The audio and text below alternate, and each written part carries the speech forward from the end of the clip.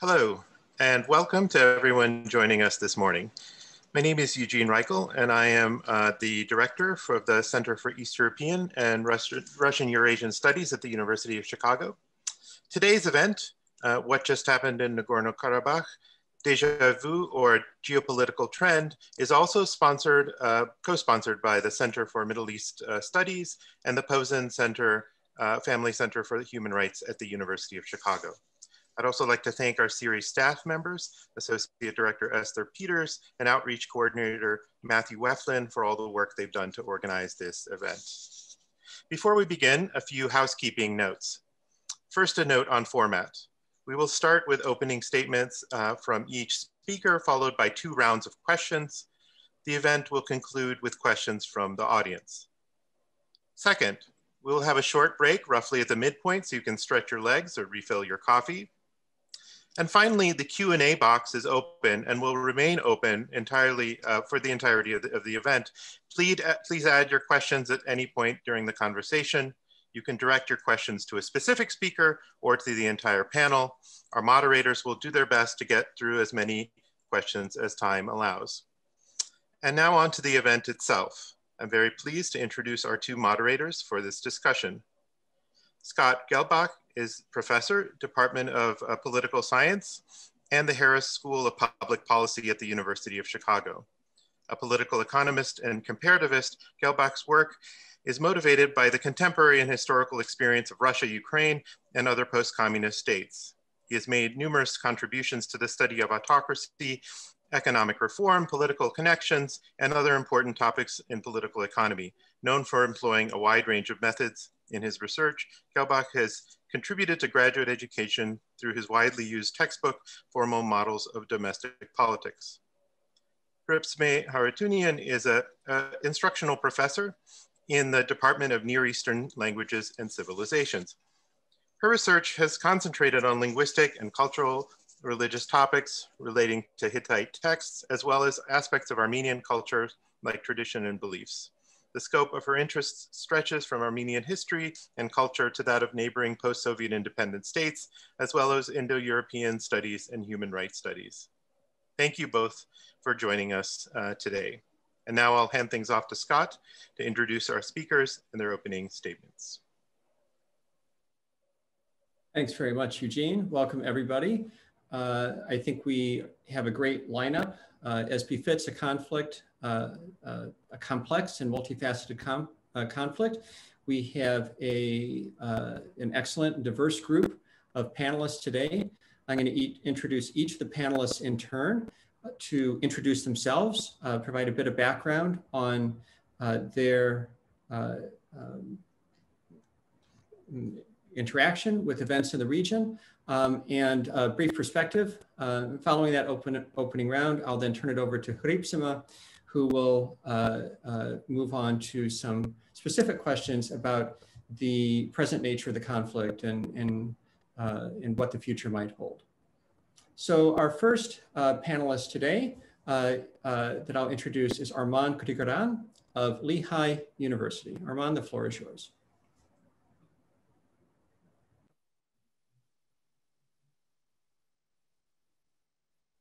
Okay, I was on mute. Hi, it's a great pleasure and honor to be a part of this panel, not the least because I have a connection to the University of Chicago. I was an MA student there from 94, 96, and I owe a lot as a political scientist, as a scholar, to that experience at the University of Chicago, and I'm really happy to be back, even if only virtually. So I do study conflict in general. My work has focused on ethno-nationalist conflicts in particular, and my dissertation dealt with interventions, third-party interventions into such conflicts, and particularly why such interventions often have escalatory consequences.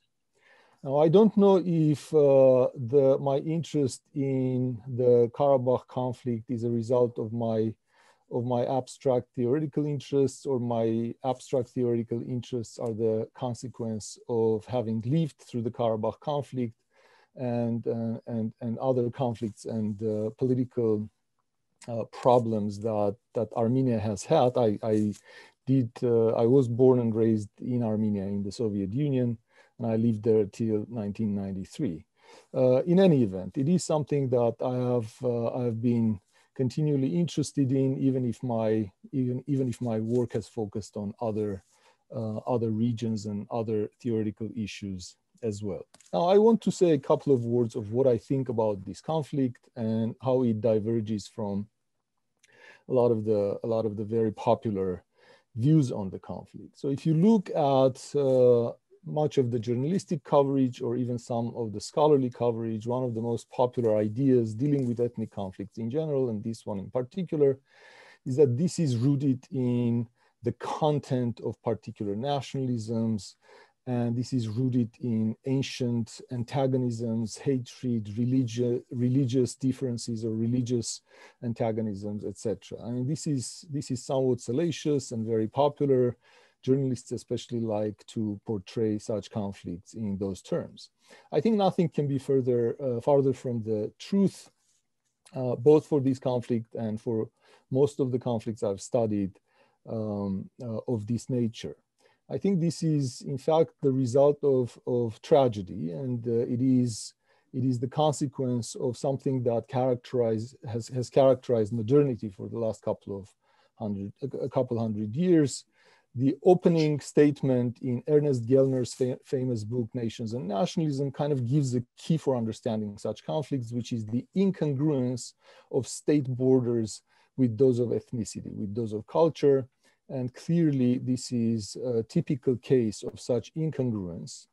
Sometimes that incongruence happens as a result of third parties or empires drawing administrative borders, which then later become state borders after these empires collapse, and inevitably this leads to conflicts. This has happened in the aftermath of collapsing empires everywhere, and the Soviet Union was no exception, and the Armenian-Azerbaijani conflict was no exception. And I think this is what happened since 1998, when the people in the Soviet Union had the opportunity to voice their grievances, and there was a mobilization around this issue, which morphed into a militarized dispute right after the collapse of the Soviet Union. Do I think this conflict could not have been settled peacefully? It could have been. I think the violent solution to it was not inevitable necessarily, even if the conflict was in some sense was inevitable. And the parties have come close to a peaceful resolution a few times, but unfortunately those attempts have failed, and Armenians and Azerbaijanis have had the misfortune of fighting two large-scale wars in the last 30 years, the last one being in the fall of 2020. And I think I want to actually stop here as a background, both to my interest in the conflict and to how I see the nature of this conflict. And then I will have more to say about the latest war, why it happened, what's the explanation for that war, and what the future holds for this conflict. I'm going to stop here. Thank you very much. Thanks very much, Arman, for those opening thoughts. Let me turn next to Simon Ostrovsky, who many of us will recognize as a journalist and special correspondent for PBS NewsHour. Simon. Hi, and thank you for bringing me into this panel. I'm grateful to the University of Chicago for having me here, and the department in particular. I'm also here because of the attention that both the NewsHour and the Pulitzer Center on Crisis Reporting have given to this issue, which I feel was really tragically underreported last year when it took place starting in September all the way through November, because of other big news stories that were dominating the world's headlines. You know, the election in particular in the United States, as well as the global pandemic that we're all still living through. And so it's understandable that I suppose this conflict received less attention than some of the other big stories. But at the same time, that makes it all the more incredible that the Pulitzer Center funded some of my reporting in Armenia and Azerbaijan.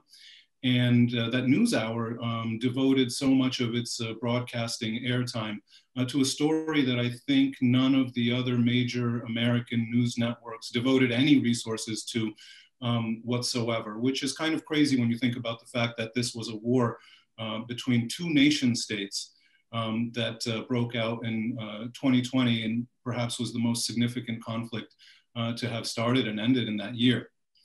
I have been covering the region and the wider area of the former Soviet Union since the very beginning of my career, which is going on 21 years now. And one of my first major serious assignments for the AFP news agency was to become the bureau chief for the South Caucasus region right at the start of my career.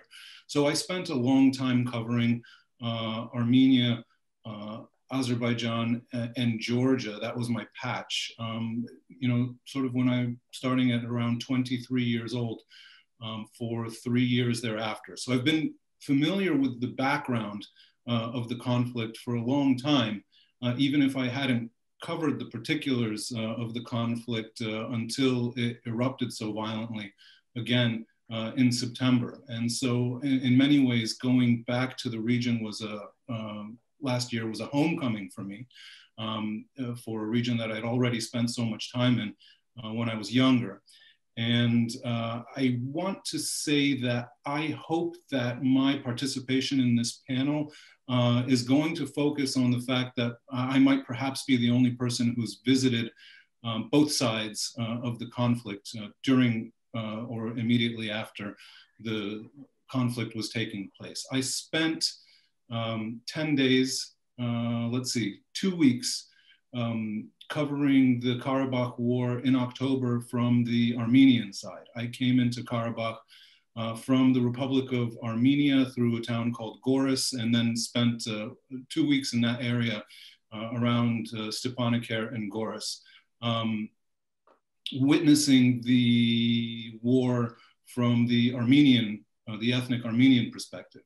And then several weeks later, immediately after the end of the conflict, I traveled to Azerbaijan after securing permission to visit the country, and then visited some of the areas of Nagorno-Karabakh that I had been to previously when they were under Armenian control, but now under Azerbaijani control, which I should say was a very eye-opening experience to see some of the places that you've been to with a new flag raised. And I can really only compare what that was like to maybe things that I've seen in my reporting in places like Crimea, where sovereignty changes over. And it's really a shocking thing to observe and quite unsettling. And so I bring all of this up because I feel that I'm in a unique position to be able to talk about what the situation was like during the conflict on the Armenian side, and then what the situation was like in the areas that Azerbaijan controls, newly controlled by Azerbaijan right after the conflict ended. And so I'm trying to bring that unique perspective, but I also want to bring our audience's attention to the very unique circumstance of this panel itself. I'm not 100% sure, but I think that this might be the first panel of its kind that unites people of an ethnic Armenian and an Azerbaijani background into one group speaking about this issue through the lens of post-conflict resolution. And I think that that's really important, and I really hope that this is the first of many such exercises over the months and years to come, because there are still so many problems for the civilian population living in and around Nagorno-Karabakh that are going to come up again and again as the years go by. And I think, a robust reconciliation process is what's needed in order for this conflict not to rear its ugly head again, and for violence not to break out again, And you know, I think that it's a very fragile situation, and that there's always a chance of that happening. And all of our efforts should be directed towards preserving civilian life and keeping the peace. Thank you. That's great. Thanks, Simon. Let me call upon next Nerses Kopalan from the University of Nevada, Las Vegas.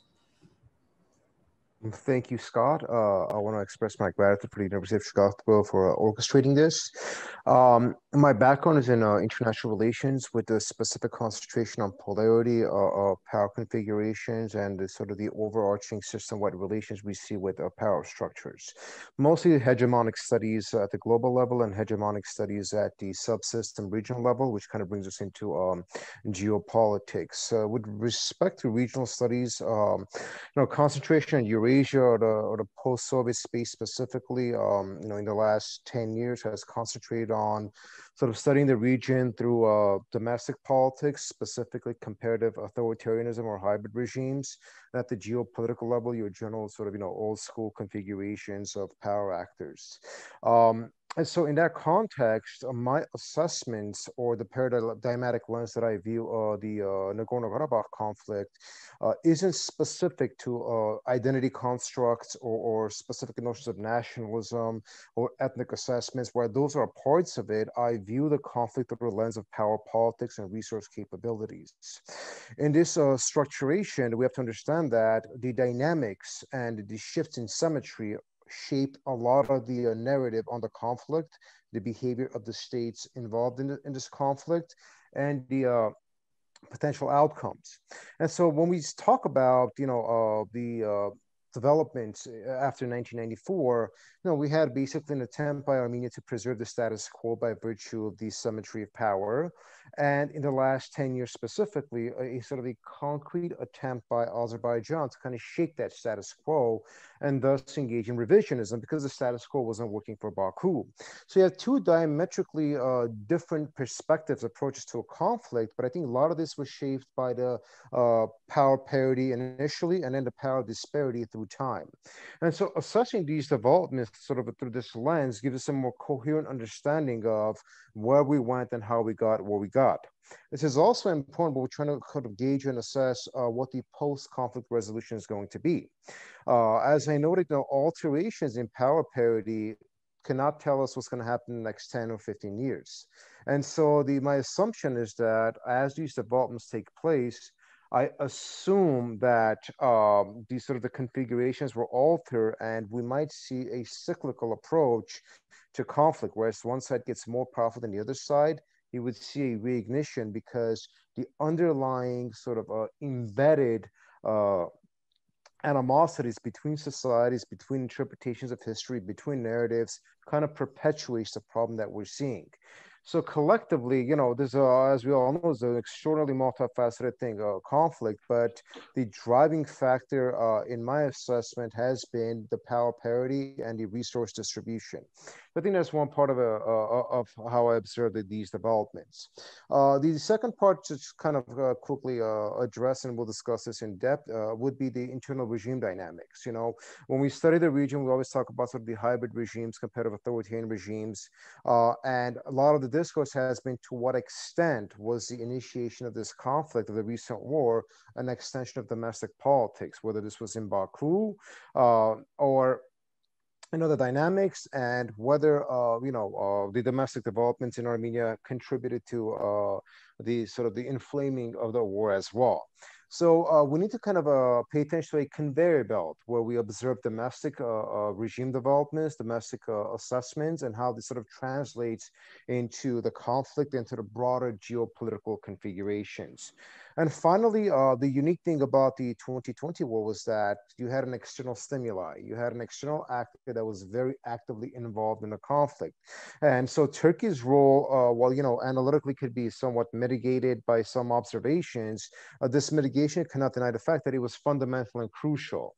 And this also created a new dynamic in how we observe Russian presence or Russian influence and Russia's role in the conflict as well.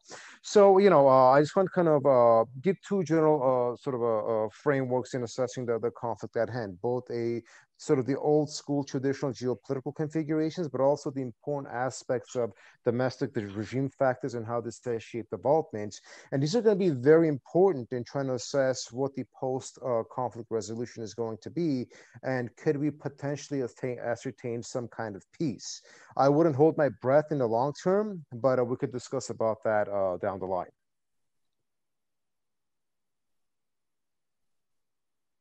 That's great. Thanks, Nersas, for that very useful perspective. Let me call next on Leyla Aliyeva from Oxford University.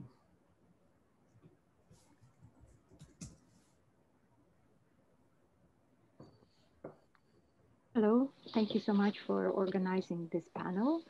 I am affiliated with the Russian and East European Studies at the Oxford Global School for Global and Area Studies. I've been researching conflicts for 2 decades. I've been trying to view them from very different perspectives, starting with the analysis of the ethnic and psychological aspects of it, through the political economy of conflicts. And probably today I will touch upon all these aspects during the discussions and a bit now. I've been I had fellowships, research and teaching fellowships in the States for altogether for 5 years. But always was coming to Baku, and originally I'm from Baku, and I've been here in the UK for 6 years, affiliated with Oxford University. I would like to stress the problem which we're dealing now, in a sense, the problem of the Europe's periphery or West's periphery, which particularly became profound after withdrawal of the oil companies from the region, disengagement of the US, sort of passive role of the EU for a long time. Something which was mentioned before, the more active role of Turkey, more independent and active role of Turkey, but also something which has never changed, and that's the Russia's utilization of the unresolved conflict, secessionist conflict, as the tool of preservation of its influence in the near broad. And this is the main issue, because we've been witnessing the whole dynamic of geopolitics in the 90s, the reshaping Eurasia, which I wrote in one of my early articles, I think in Berkeley, that the leaders of the countries like Azerbaijan or Georgia, they were reshaping Eurasia by making very bold policy steps.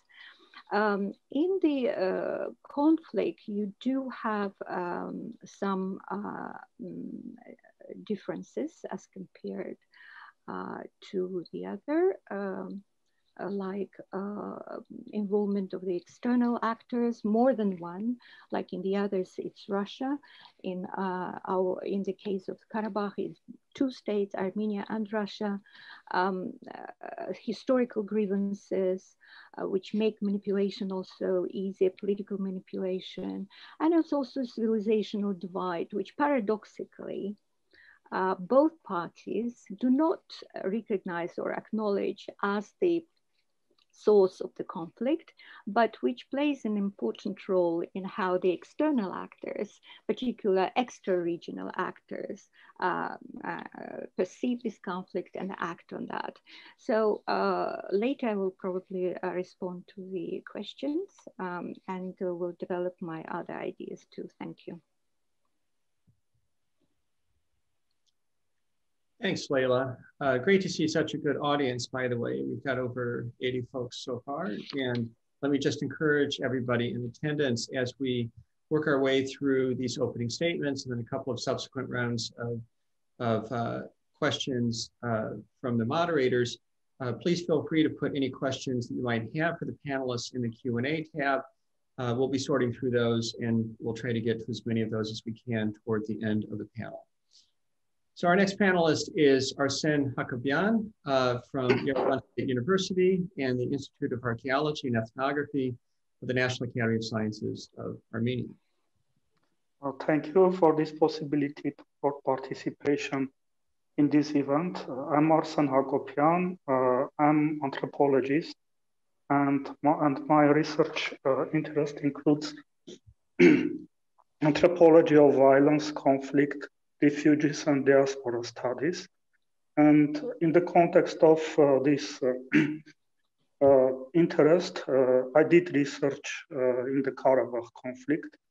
I'm an anthropologist, and my interest was the anthropological or human dimension of the conflict. And I would like to mention our research with Azerbaijani colleagues about village exchange who took place in the end of 18th, when the Karabakh conflict is started, the beginning conflict, and it was the peaceful resolution in the horizontal level.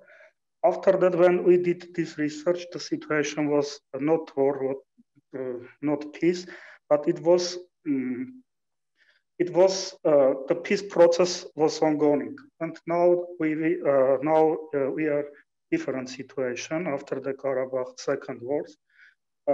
My second interest was Middle East, Syrian conflict, Turkish involvement, and Armenian community, and now I'm preparing a book about this event. And unfortunately, Karabakh Second War, this situation show the connection between Middle East, Syria, and Turkey participation of the wars, particularly Syrian militants, Syrian terrorist groups participate in the wars against Armenians of Nagorno-Karabakh, in particularly Turkmen milita from north of Syria who participate before it, attacks against Kesab, Armenian town in the Syria. I did field work in Nagorno-Karabakh just before 10 days of the war.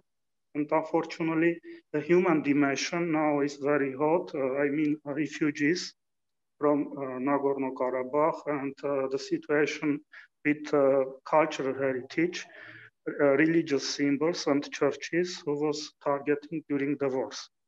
And as an anthropologist, for me, it's a very important issue, human dimension of the conflict. Thank you. Okay, that's great. Thanks very much. Our final panelist is Zaur Shiriev from the International Crisis Group in Baku. Hi. Actually, I'm thankful to the panelists and also thankful to the organizers. I think this is not the first such panel, but since the end of the war, we already participated in some of the panels happened a month ago. So right now I would like to talk a little bit about the why. I think the main question that everyone is asking that why the war has happened and whether it was inevitable or not. But when and how it will happen, it was anything but certain, especially since the July fighting, the clash at the Armenian-Azerbaijani border was a perfect reminder of a possibility of the large-scale war in the region and in the absence of the peace agreement.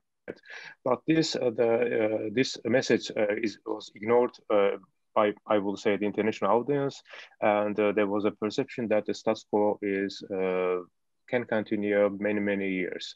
However, I would like to point out that at least in the first year of the since 2018, 2019, there was a very good a few changes in between Azerbaijan and Armenia, and in the first place it was the establishment of the operational channel, so the direct negotiation, or at least the contact between Azerbaijan and Armenia, then the statement of the foreign ministers about the preparation population for the peace. So there was a good will and a good sign, but however, it has changed rapidly since the mid of the 2019. I would like to point out why this happened, whether it was a surprise or not, but I think we will have a time to discuss whether this war was inevitable or not. One more thing I would like to add here is that yes, I agree that the human dimension is always ignored. We saw it during the war that all discussion and all the analysis based on the fact that some geopolitical elements or let's say the domestic dynamics, but it was always ignored that the will of the people or the human dimension, especially the issue of the IDPs and the refugees and their desire. So it was, I would say that in the scholarly articles, this dimension always underestimated, but when we looked at when we analyzed the war, why war happened, we should also include this element into account. So I would like to talk more about why this happened and how it was seen from Azerbaijani side. And I would like to remind that this is I'm talking in my personal capacity, and also let's say I'm only telling the things how it was seen from Azerbaijani side. So this is not a complete picture until the Armenian distinguished speakers will add their views and how it was seen in Yerevan and Armenia. Thanks, Howard. Okay, at this point, let me turn it over to Housekeeping, who will lead us through an initial round of questions on the origins of the conflict and where we are today. Housekeeping. Thank you, Scott. So hello, everyone, and thank you, the panelists, for agreeing to participate, and thank you, everyone in audience, for being here, although virtually. So I will be the moderator of the first part of this panel discussion, the first round, and we will attempt to address some important questions about the most recent and rather violent period in Nagorno-Karabakh conflict. That is the 45-day war, which resulted in thousands of soldiers and civilians losing their lives. We will also discuss the status of the ceasefire that was established on November the 10th. So at this point, I will start asking, the first round of questions. Of course, those will be just questions connected with each other within the framework of a larger, major question. And I would like to ask you to keep your responses to about 3 minutes. So at first, I will call out to you to respond in alphabetical order, and then maybe later we will change to reverse order. So let's begin with the first question, and I would like to hear the panelists' thoughts and insights on it. Of course, some of the panelists in their opening statements already touched upon it a little bit, but so this is the question. Why did the conflict between Azerbaijan and Armenia over Nagorno-Karabakh that seemed to have been sustained since the ceasefire of 1994 break out? Did the diplomacy fail? What happened? What compelled Azerbaijan to start the large-scale offensive of Nagorno-Karabakh on September 27th? Was there something different happening this time? And should this current conflict be best understood as part of a larger geopolitical trend? So I will call out first Leila, please.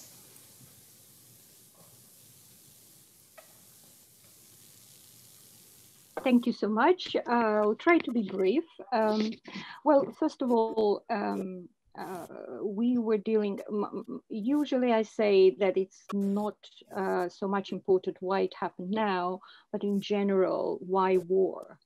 And why war is partly the answer to this question is in what I call the normative uncertainty around this particular conflict.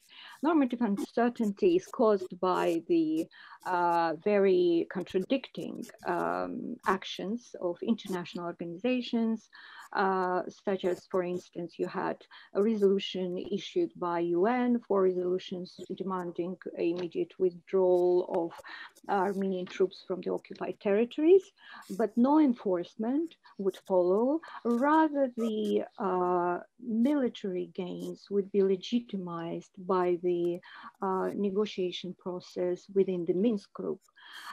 So that caused partly the endless status quo, and support for this status quo probably was preferred by the external actors because they wouldn't create obstacles for realization of the major interests, like, you know, the flow of oil to the West would be continued regardless of whether the conflict is resolved or not.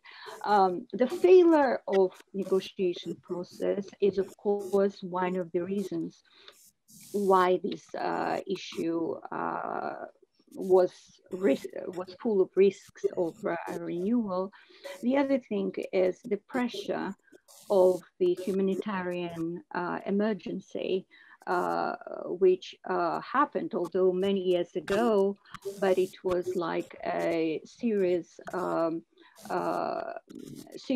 issue, a top priority issue for any political leader, and that's 700,000 displaced people from the occupied territories who never found their solution, their situation never found their solution.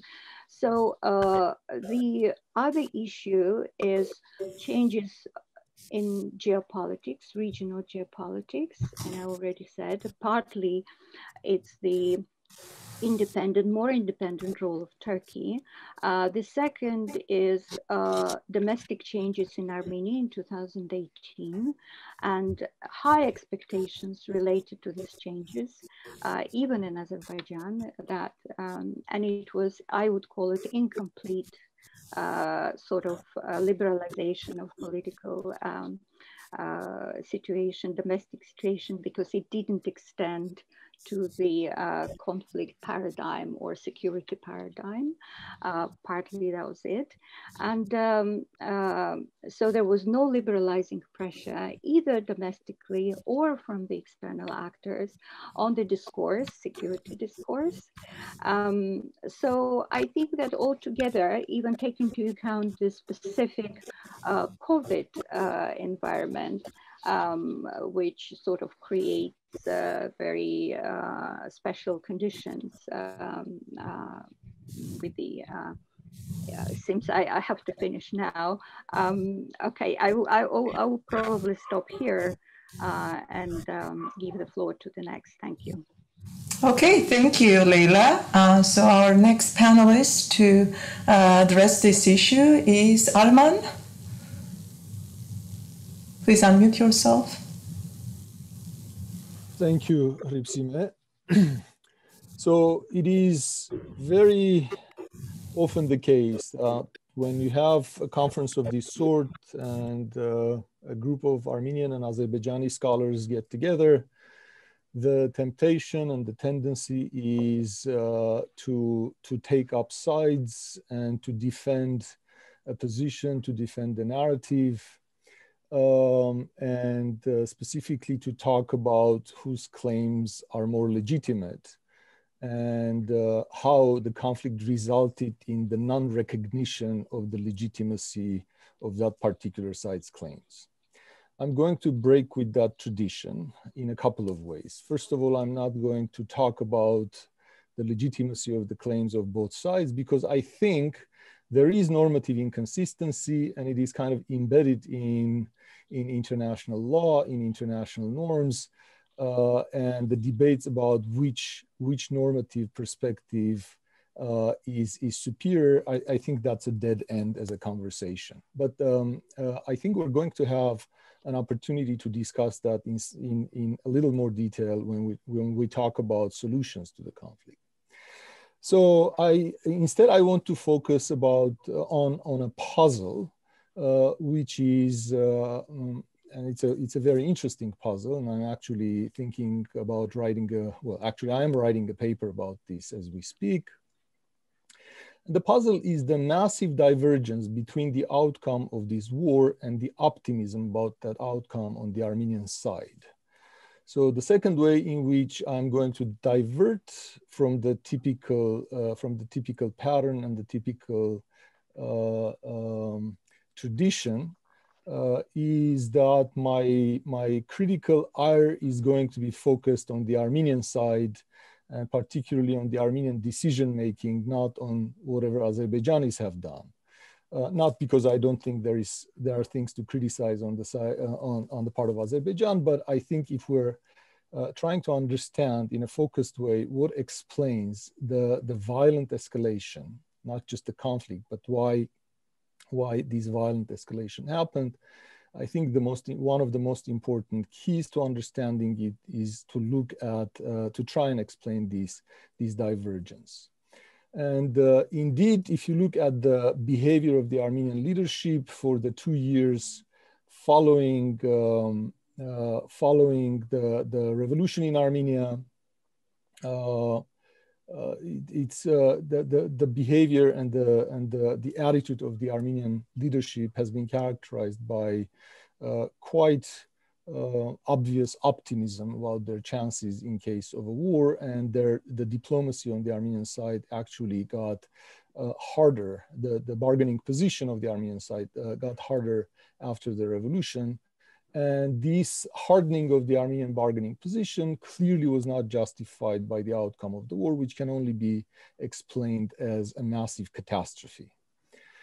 What is the explanation for it? Now, there is a famous political scientist who once said, stupidity is not a good analytical category. I'm referring to Stephen Krasner, who made that statement about why states have protectionism and not open trade, and why sometimes people just attribute it to stupidity. And Krasner argued that stupidity is never a good analytical category. I think in this case, even if I don't use the word stupidity, which is a very loaded word, I think we can talk about a very high degree of incompetence on the Armenian side. I think their decisions just don't make sense. Their diplomacy was not justified on the actual balance of power. Their decisions were not justified on the actual support that they would receive, that they could expect from allies or from other states in the international arena.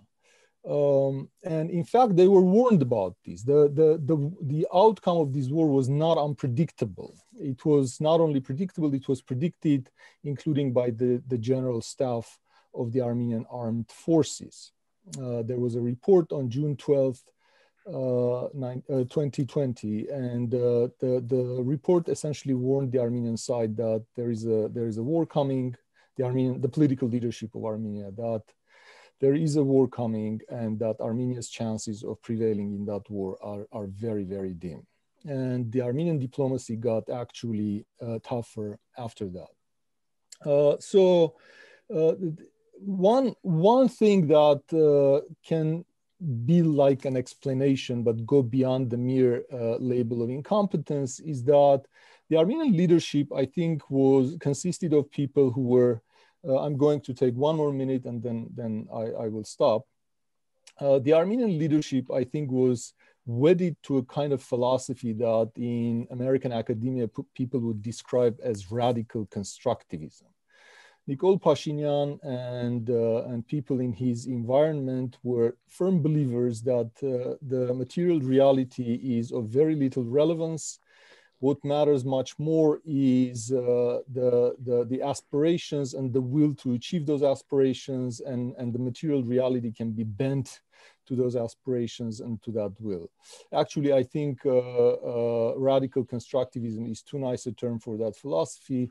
I have in other of my interviews and articles referred to it as vulgar anti-materialism. And I think that has been an important explanation for Pashinyan's diplomacy and Pashinyan's behavior and that of his government. Finally, I think what has contributed to this also is the atmosphere that was created in Armenia in the last 20 years, where the kind of the hardline part of the Armenian political spectrum insisted that the status quo is sustainable. For a variety of reasons, it was politically beneficial for them to have that position.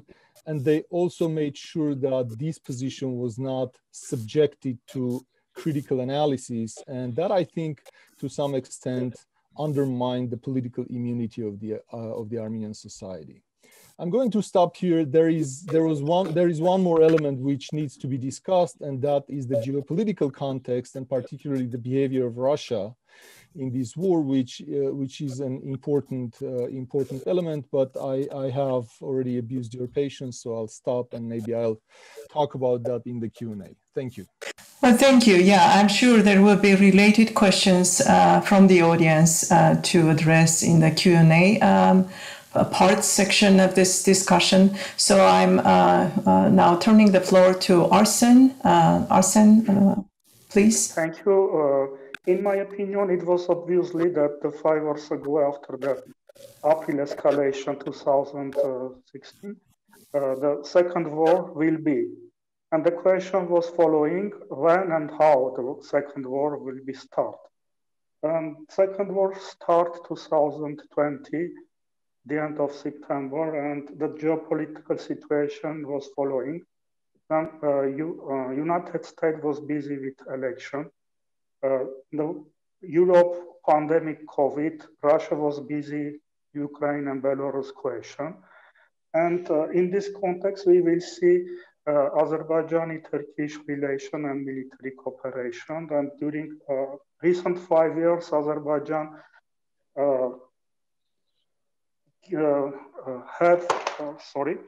have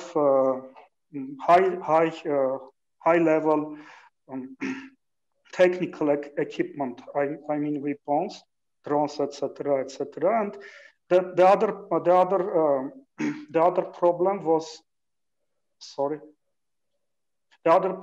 was domestic change who took place in Armenia. But it's the history now. The second point was the new situation in the context of Karabakh conflict. The wars show that Karabakh conflict from the post-Soviet space transfer to regional space, the competition between Russia and Turkey, because the Turkey role is very active in this war. We know that Turkish high-ranking officer planned the attack against Armenians of Nagorno-Karabakh, and Turkish general staff participate of this act. And the other point was the transnational dimension of this war. It's the new specificity, transfer from Syrian terrorist and jihadi group to participate against Armenia. It's new phenomenon in the Karabakh conflict, transnational and external actors, direct involvement in this situation. And now in the future, we must to have our intention, this kind of specificity, role Russian and Turkey and the external dimension. Because now the border with in the Nagorno-Karabakh and with Armenia and Azerbaijan is the competition between Russia and Turkey. How the Russia give allow in future the Turkish active role in South Caucasus, it was open question. It's very complicated situation, and now we know that the historical precedent in the South Caucasus, competition between Russia and Turkey ended the Russian-Turkish war. We will see the the future development of this new situation, because not Armenia, not Azerbaijan. Now it's not the real. There is not the real instrument to influence in this situation, because the conflict now has a regional dimension. The involvement, I mean, Russia and Turkey. Thank you. Now, Simon, you are next.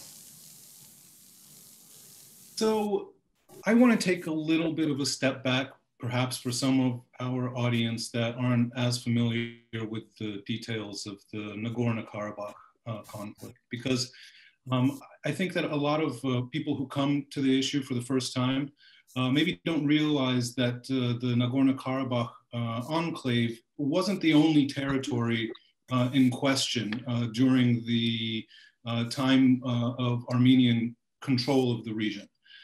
So when the war ended in 1994, ethnic Armenian forces and the Armenian military had taken control of not just Nagorno-Karabakh, but also 7 territories surrounding Nagorno-Karabakh that had been predominantly populated by Azerbaijanis. And so for many years, understandably in Azerbaijan, there was a lot of frustration over the inability of Azerbaijanis who were forced out of those areas to return to their homes since 1994. So, that's probably the overarching reason for why Azerbaijan would have attacked on September 27th, although Azerbaijan disputes the allegation that it started the war on September 27th. Then I think, if you take that aside, there are the circumstances of 2020 that I think some of the other speakers had been alluding to, which is the geopolitical situation, the situation with other countries that are generally big powers that have been involved in the negotiating process over the years being distracted by the things going on like the pandemic and the US election. And I think it was interesting to point out that Russia was also distracted by what was going on in Belarus and in Ukraine, which is something that I hadn't actually thought of, but that also must have played into it as well. And so, as a sort of very vivid description of what I'm talking about, when the Azerbaijani government allowed me to visit some of the areas that they had retaken, the first place that I was allowed to go under police escort, of course, was the city of Agdam, which is one of the larger cities that was in this so-called buffer zone around Nagorno-Karabakh that was controlled by ethnic Armenian forces for a very long time. And sort of the only building in the entire city that had been spared from total destruction was the town mosque. Everything else around it, 4 miles and miles, was a ruin. And this you could see when you got to the top of the minaret on the mosque and took a look around. This is said often, but it's actually true. The landscape reminds you of the photographs that you see of Hiroshima after World War II.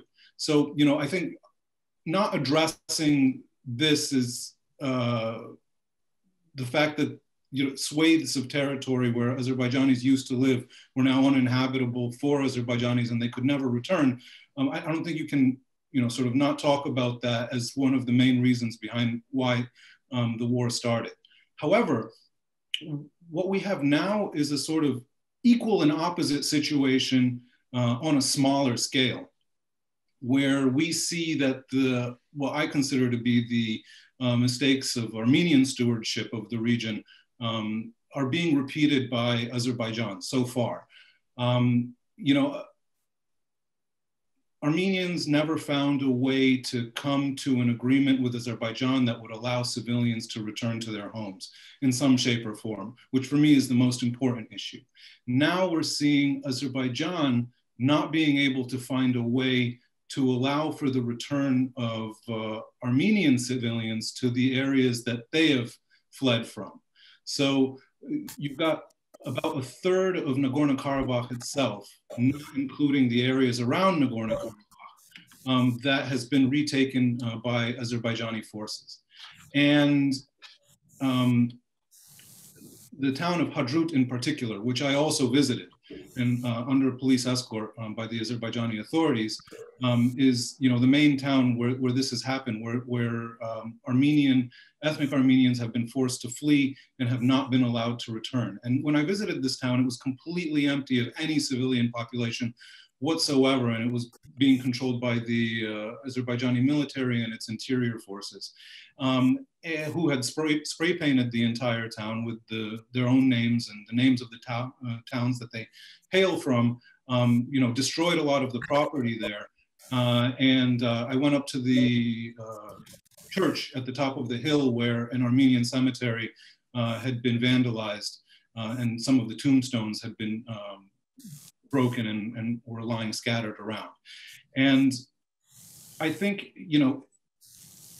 from my perspective, the issue of who is in control of Nagorno-Karabakh and the surrounding areas is not as important as whether the rights of the civilians living in that area are protected.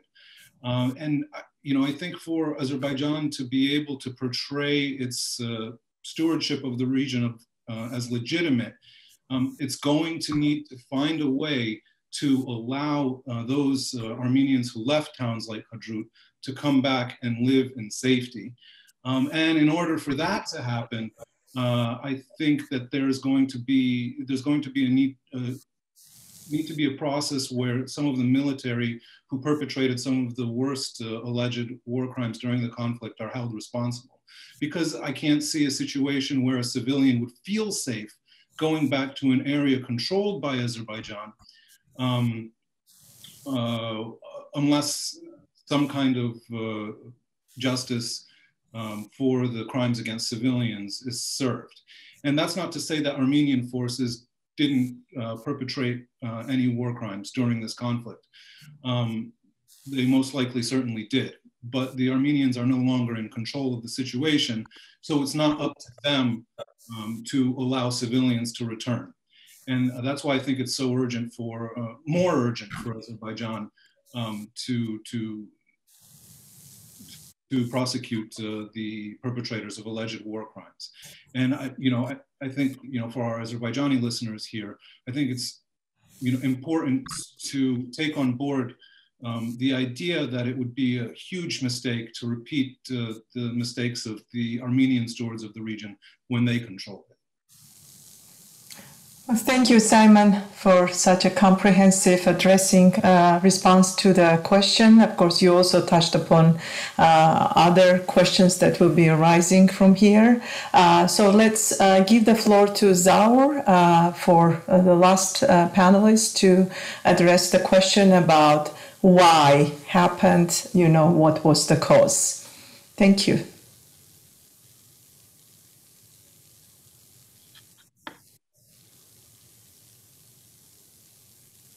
Yeah, unmute yourself, please. Okay.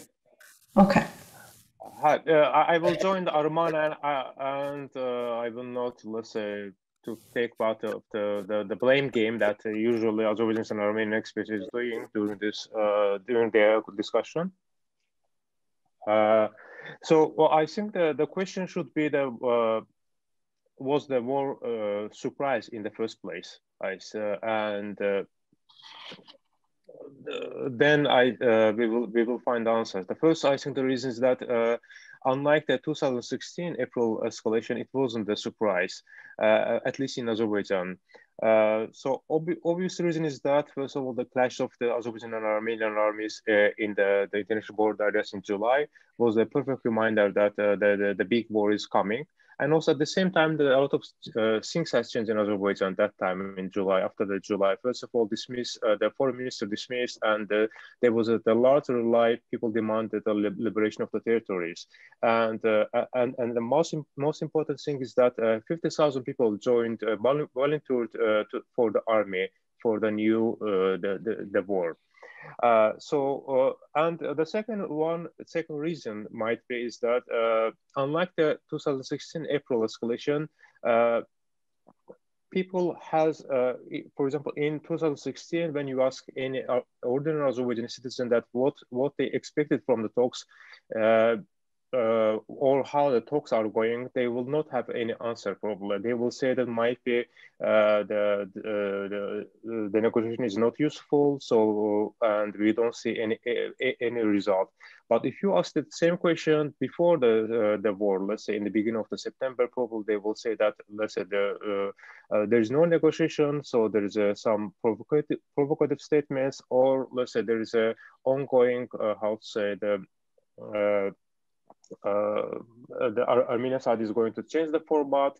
So we lost the higher ranking officers in the July, and there's ongoing the settlement policy in the 7 adjacent Azerbaijan territories. So I think the public was much more aware of this, let's say the unfruitful of the war. But the certain reason is that I think the talks were based on the philosophy that Azerbaijan must accept the consequence of the defeat in the war and make a bigger compromise, especially with regard to the future status of Nagorno-Karabakh.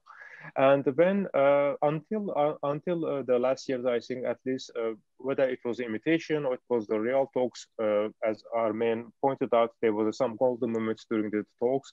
But at least in the last 1 year, we saw that the Madrid Peace was questioned. So one of the cornerstones of Azerbaijan demand of the withdrawal of Armenian troops from the 7 adjacent territories. So when they hear this was let's say questioned, I think it was certain for Azerbaijanis that there is no chance of expecting anything from the negotiation. And the fourth, much more important issue is that I think it was always ignored, and still I think during the debate we saw that the demand. Sometimes people see that as a fake demand, that why people are actually looking to the Nagorno-Karabakh. I mean, whether this is a resource war or it's ethnic conflict, but also there is a human dimension was about this, the IDPs, the internal displaced people. So when the end of the first war ended in the 1994, there were more than 500,000 Azerbaijanis, let's say, forced to flee their homes. And their numbers, I think they reach near to the 1 million, and they actually compromise the very large part of the population. And therefore, I think the society always felt that there is a demand, so they would like to return back to their houses. So it's a general observation, but the one thing I would like to add that the war showed that first of all, I think for the Armenian side, at least the society, both societies haven't any information about this. What was the cornerstones of the talks? For example, for Armenians, they might be for most public. They don't have aware that the 7 adjacent territories should be returned back to Baku. So it was always the cornerstone of the in the talks. But for Azerbaijanis also, they didn't have any imagination or understanding about what the high-level status of Nagorno-Karabakh should look like.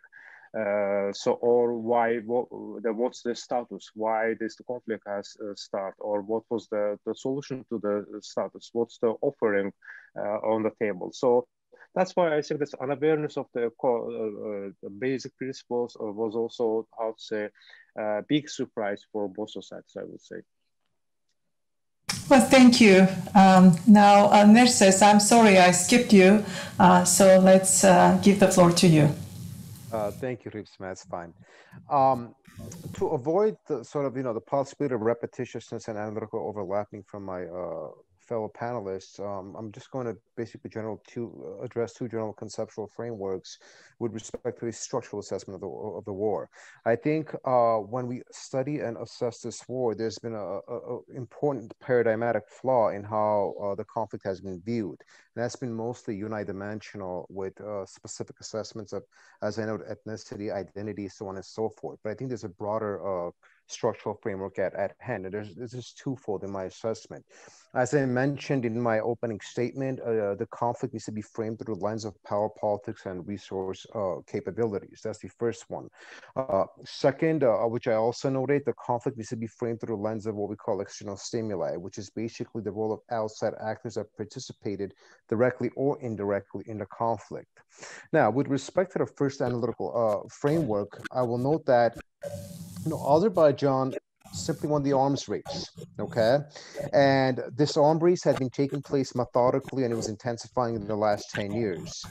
And so when gauged to the paradigmatic view of resource and material distribution, the balance of power exponentially shifted. So the shift in the material balance of power incentivized Baku to engage in what we call revisionist behavior.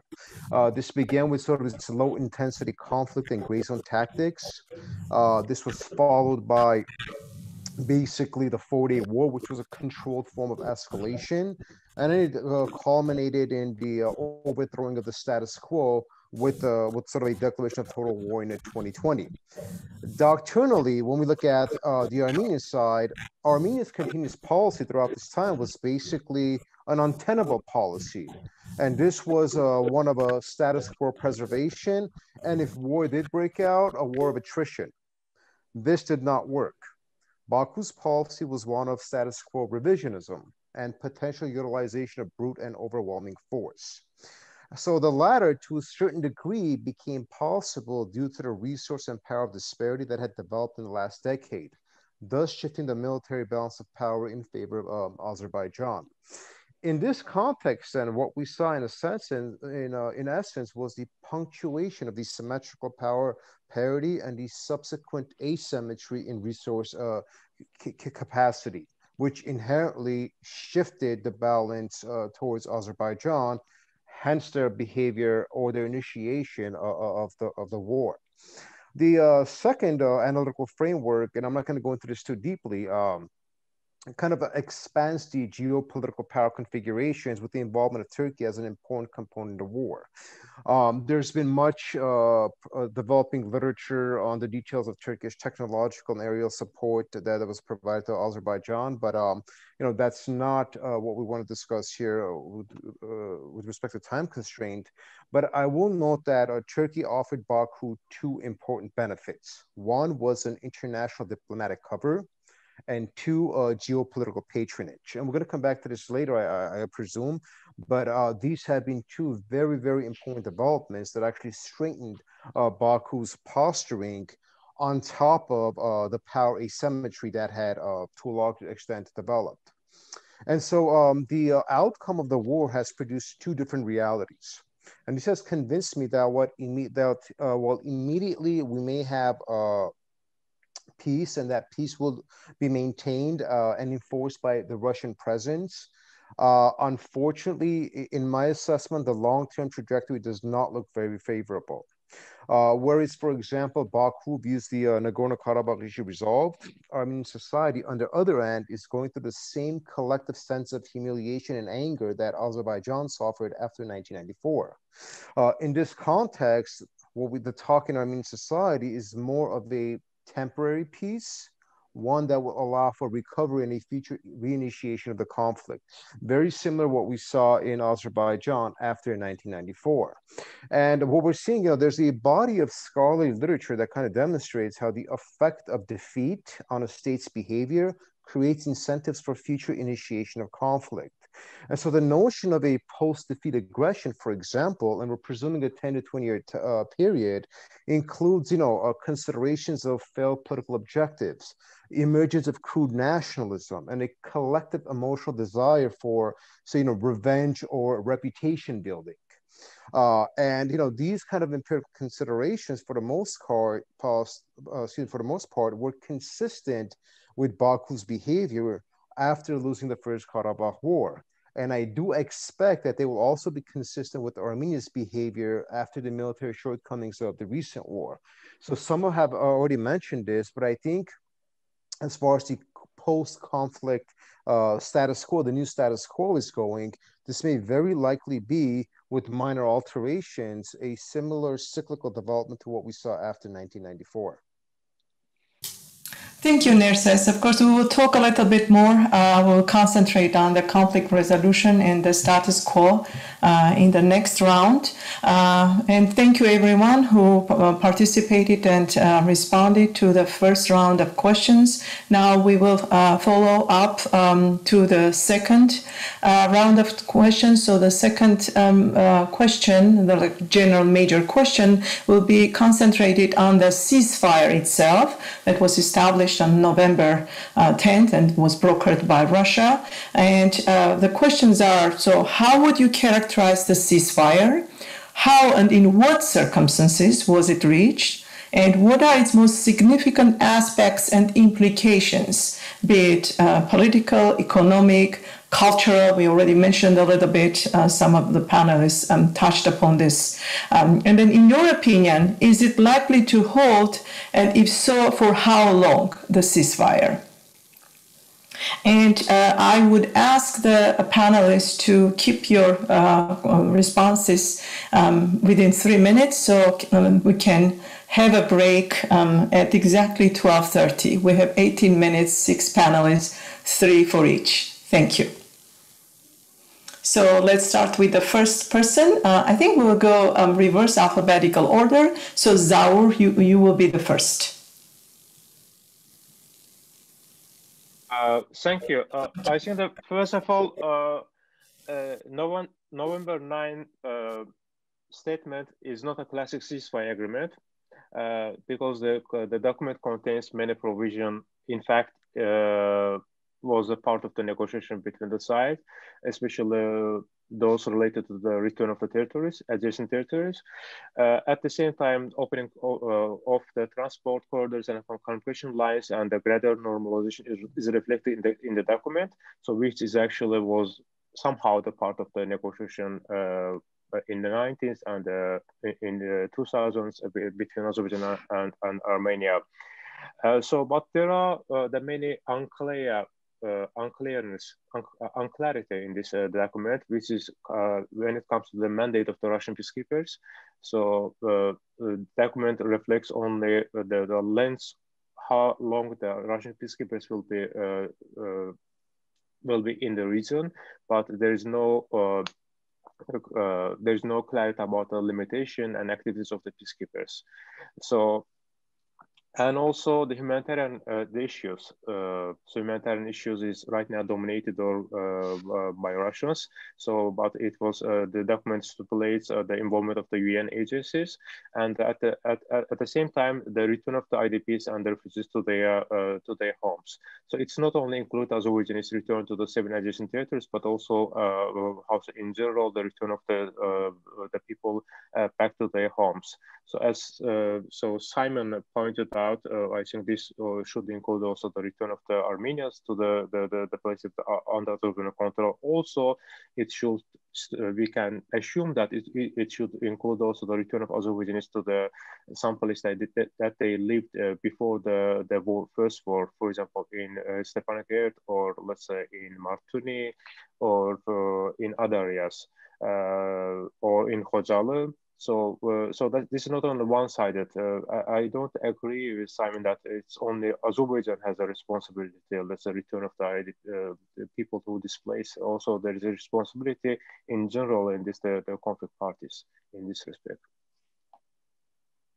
Thank you. So let's go to Simon.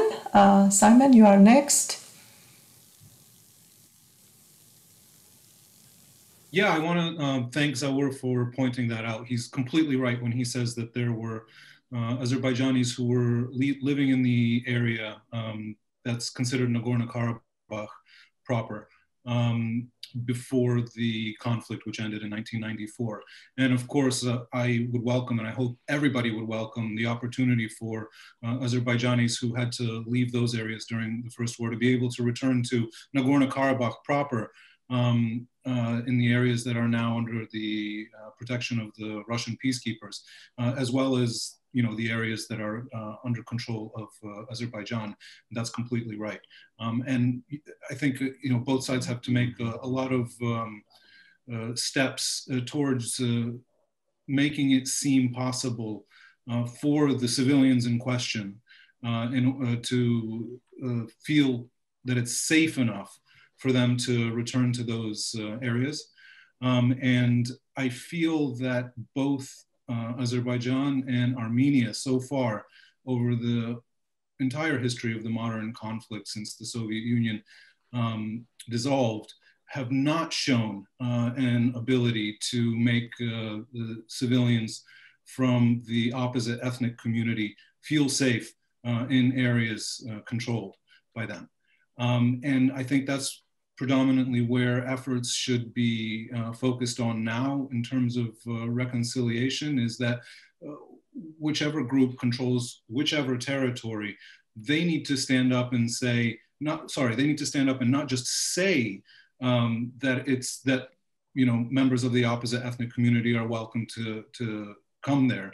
They need to actually take concrete steps to show that it's safe, such as prosecuting war criminals, and maybe making some big sort of stand-up events that could be viewed by members of both communities. For example, let's say Azerbaijan could invite members of the Armenian clergy to Baku to have a religious ceremony in the Armenian church in the center of Baku, which has been closed for many decades and hasn't had an Armenian service. We hear Azerbaijani officials speaking all the time about the thousands of Armenians who have lived peacefully in Azerbaijan since the end of the war, as a counterpoint to the fact that there are very few Azerbaijanis, if any, Azerbaijanis in Armenia. But I've never seen these people when I've visited Azerbaijan speaking openly about their ethnic background. So if they do exist, then they're living in fear. They've certainly never been allowed to have a open religious service. So that could be a potential first showy step that the Azerbaijani authorities could take in order to move that process forward. The same thing I suppose could be said for the ethnic Armenians living in the areas that are still controlled by ethnic Armenians of Nagorno-Karabakh. There are certainly probably Muslim memorials that are left there that they could bring an Azerbaijani delegation to show that they're welcome, to reconsecrate those places. One of the unfortunate things that I saw in Agdam when I visited was that it wasn't just the mosque. There was another building which was a museum, a cultural heritage site near the former soccer stadium, which had been used as a barn while Armenians were in control of the area. And these sorts of things are very painful for both communities when they see their cultural heritage sites being desecrated and used in such a way. And so, I think there's a lot of concrete things that Azerbaijanis and Armenians could do to show that they're trying to make progress in the area of reconciliation. And I really haven't seen, those steps being taken so far. And as some of our other panelists have pointed out, the peace there right now is only a half peace, and it's very fragile. And I think it seems like it could break at any moment.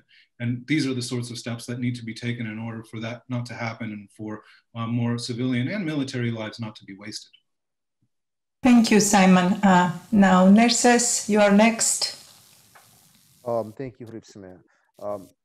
I view developments from November 9 to have been more of an armistice, with the ceasefire being a working document. And, most of us have analyzed the ceasefire document, to use the diplomatic language, there's a lot of constructive vagueness in there, and that is by design.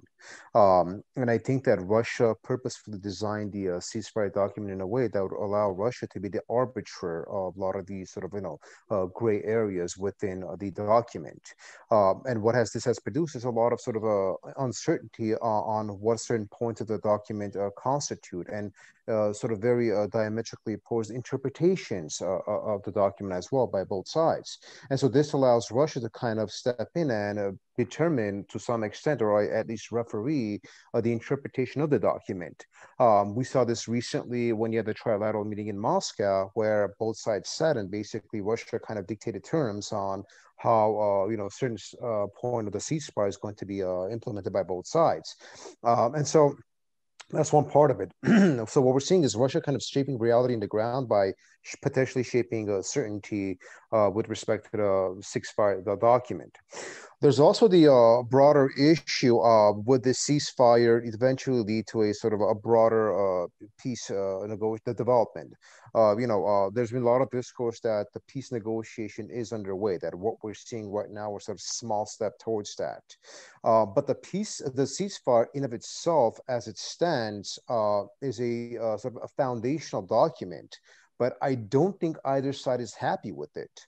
Obviously, Armenia had to accept it by virtue of the circumstance it found itself in, and Azerbaijan, there's been I would use the term anecdotal evidence, had to accept it by virtue of Russian arm twisting. And so when you have a document that neither side is too excited about, to assume that this document could potentially lead to some kind of an important breakthrough, we need to be a little more careful with that. That being said, it is a foundational document that everybody could work on, proceed with. But I still believe that the structuration of the document is designed to allow Russia to sort of guide, or to an extent where it cannot directly guide, indirectly enforce its will to the regional development that is commensurate with Russian interests. So I don't view the document specifically to be between Armenia and Azerbaijan. I view the document to be an attempt by a regional hegemon to alleviate a problem on its own terms that advances to a certain extent the interests of Russia as a regional actor. And I'll just stop right there for now. Thank you, Nerses. So next, Arsen, please. Thank you. In my opinion, the main aim of this war, it's not the problem of Nagorno-Karabakh. As the President Aliyev Erdogan said, change the configuration of the region, because it's not the problem of Nagorno-Karabakh, it's not solving yet. But the main aim was to open the communication, to connect it new geopolitical ties between different states. I mean, Azerbaijan, Turkey, Russia, etc., etc. That's why this ceasefire is the part of this geopolitical change and Russia's reaction of this situation. We have the Russian military presence in Nagorno-Karabakh, and the garant of this ceasefire is the Russian presence and the military balance, Azerbaijan, Armenia, Russian, and Turkey. Because in future, the Russian-Turkish military monitoring center will be open in Agda. And it was the part separate was ceasefire agreement. That's why I suggest to see much more large perspective in this situation. Second point is not only the status of Karabakh, it's open. It's open the status of the territory, Nagorno-Karabakh, now controlled by Azerbaijan. It's not. It's obviously that Armenian cannot return in this territory under Azerbaijani control. Why? Because Armenian who refused to left the south part of Karabakh was executed by Azerbaijani army. This execution was filmed and spread it. Why spread it? Because it's symbolical. It don't allow to return. And this situation speak about peace connection between people, etc., etc. I think it's not possible. I think the situation is much more fluid and it's very changeable situation because the Turkish, Russia, Armenia, Azerbaijan, Nagorno-Karabakh, all the part of this situation. And any sensitive, changeable situation will be influenced on this ceasefire, I think. It's my opinion. Thank you, Arsen. Arman, you're next, please. Okay, so I'm going to talk more about the prospects for a permanent solution to this conflict rather than the ceasefire, since others discussed the ceasefire already. I'll only say one thing. I think the ceasefire is pretty stable. I don't think in the visible future any of the parties has an incentive to violate the ceasefire and to re-escalate the war. I don't think there is anything any of the parties could hope to achieve by such a violation in the visible future. Now, the question and the problem that everybody has to deal with inevitably is how to convert this ceasefire into a peace treaty, into a final resolution of this conflict, which certainly is going to focus on the political status of Nagorno-Karabakh. Now, President Aliyev has made some statements that the Karabakh situation is already resolved and there is nothing to talk about. But I think that's more, I don't know. I don't think he really thinks that. I think he may have said that for a variety of political reasons.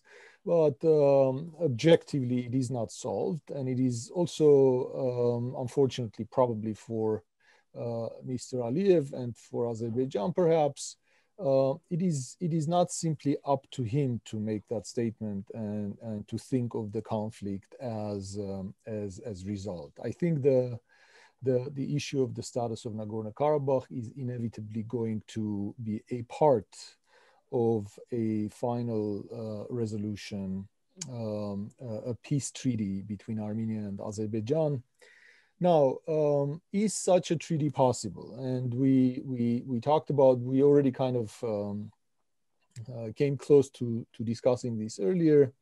What needs to be done to find such a resolution, especially given the fact that if you look at the...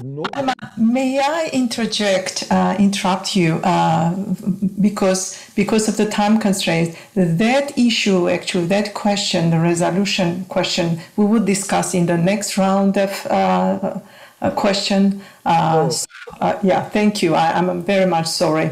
And then let's see.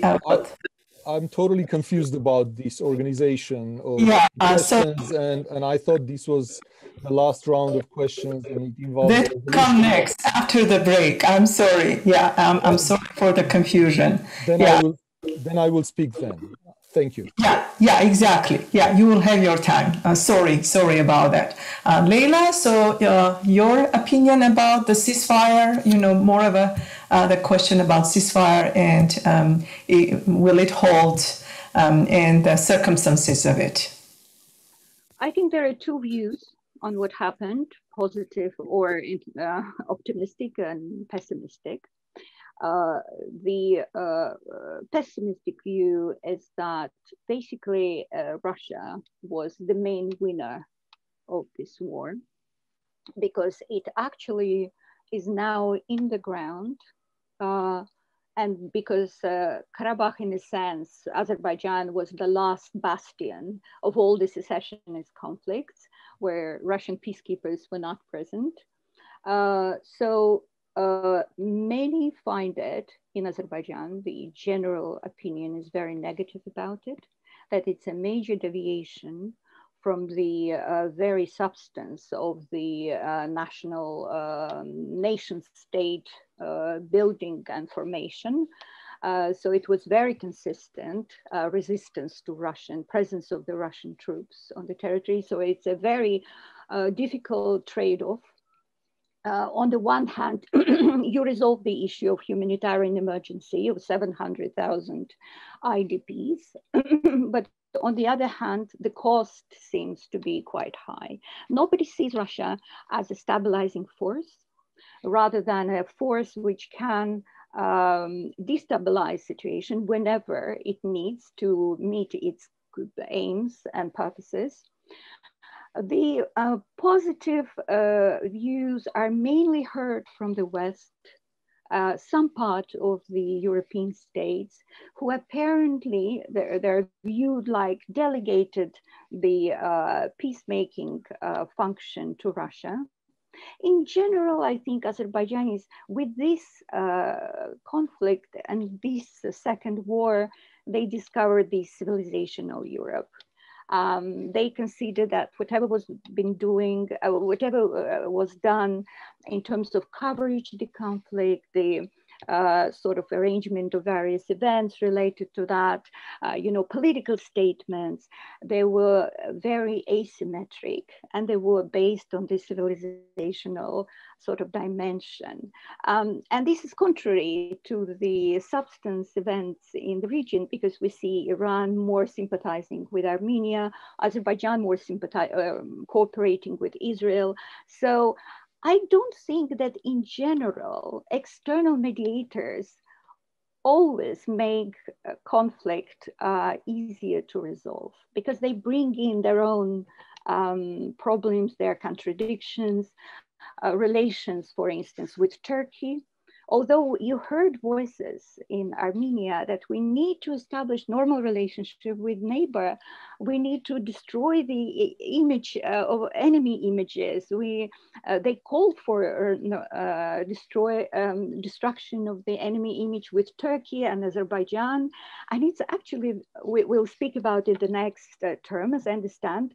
So Russia proved in this agreement that it's the only security actor, but its domination was challenged this time by political involvement of Turkey. I would like to make a little comment to what was it Arsen, who said that Turkey brought the mercenaries, foreign mercenaries from the Middle East were present there from the early beginnings of the conflict. And on both sides. So I don't think it's something different this time.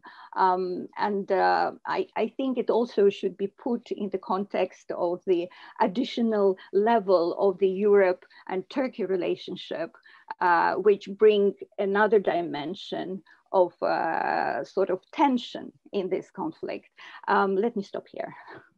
Thank you, Leila, and thank you everyone for your responses. Now we will have a short break, like 5-10 minutes, to give our panelists and everyone involved a little time to stretch. And then we will come back and take the third round of questions and discussion. Thank you.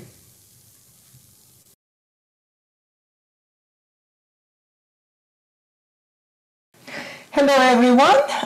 Welcome back. I hope you had a little bit of opportunity to stretch and regain your energy. So now we are going to focus on the resolution of the Nagorno-Karabakh conflict. I know that some of you already touched upon this topic and issues connected with it. So now I will just invite you to add whatever has been already said by yourself or the others. So I think I will start with Arman because, I kind of interrupted him at the moment when he was touching upon that question of conflict resolution. And the question, the larger question, it will be, like, in your opinion, what would a real or just resolution look like? What steps would need to be undertaken to achieve or accomplish such a resolution? And then are there any barriers or conditions for a resolution of the Karabakh conflict? And finally, what would be the final status of Nagorno-Karabakh or the Republic of Artsakh? Thank you, Arman. Okay, so I think I'm not going to make anybody happy with my response to that question. I don't think it is possible to draw up a resolution in principle that can be described either as objectively just or simultaneously seen as such by Armenians and Azerbaijanis. And the reason is because I already alluded to it in my earlier comments. This is a conflict that is the consequence of, in fact, is a consequence of two mutually exclusive normative principles. One, the right to self-determination, and the other one of territorial integrity. And again, if you think about these principles, there is nothing one can do to create a solution that satisfies the ideal expectations based on these two principles on both sides. All right. Now, this is not to say that there aren't intermediary solutions that one can imagine, the various levels of autonomy, et cetera, which address some of those problems. It is not to say that real conditions cannot be created for people to find a way to live with each other.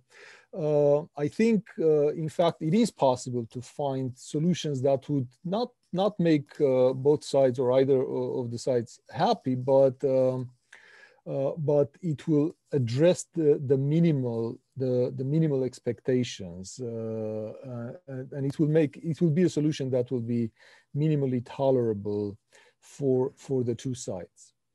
I think such solutions can be drawn up probably, but my concern is that in the immediate aftermath of this terrible war and in the aftermath of a 30-year-long conflict and mutual antagonism and hostility, it is difficult to imagine that such a solution will be politically easy to implement in the short run if a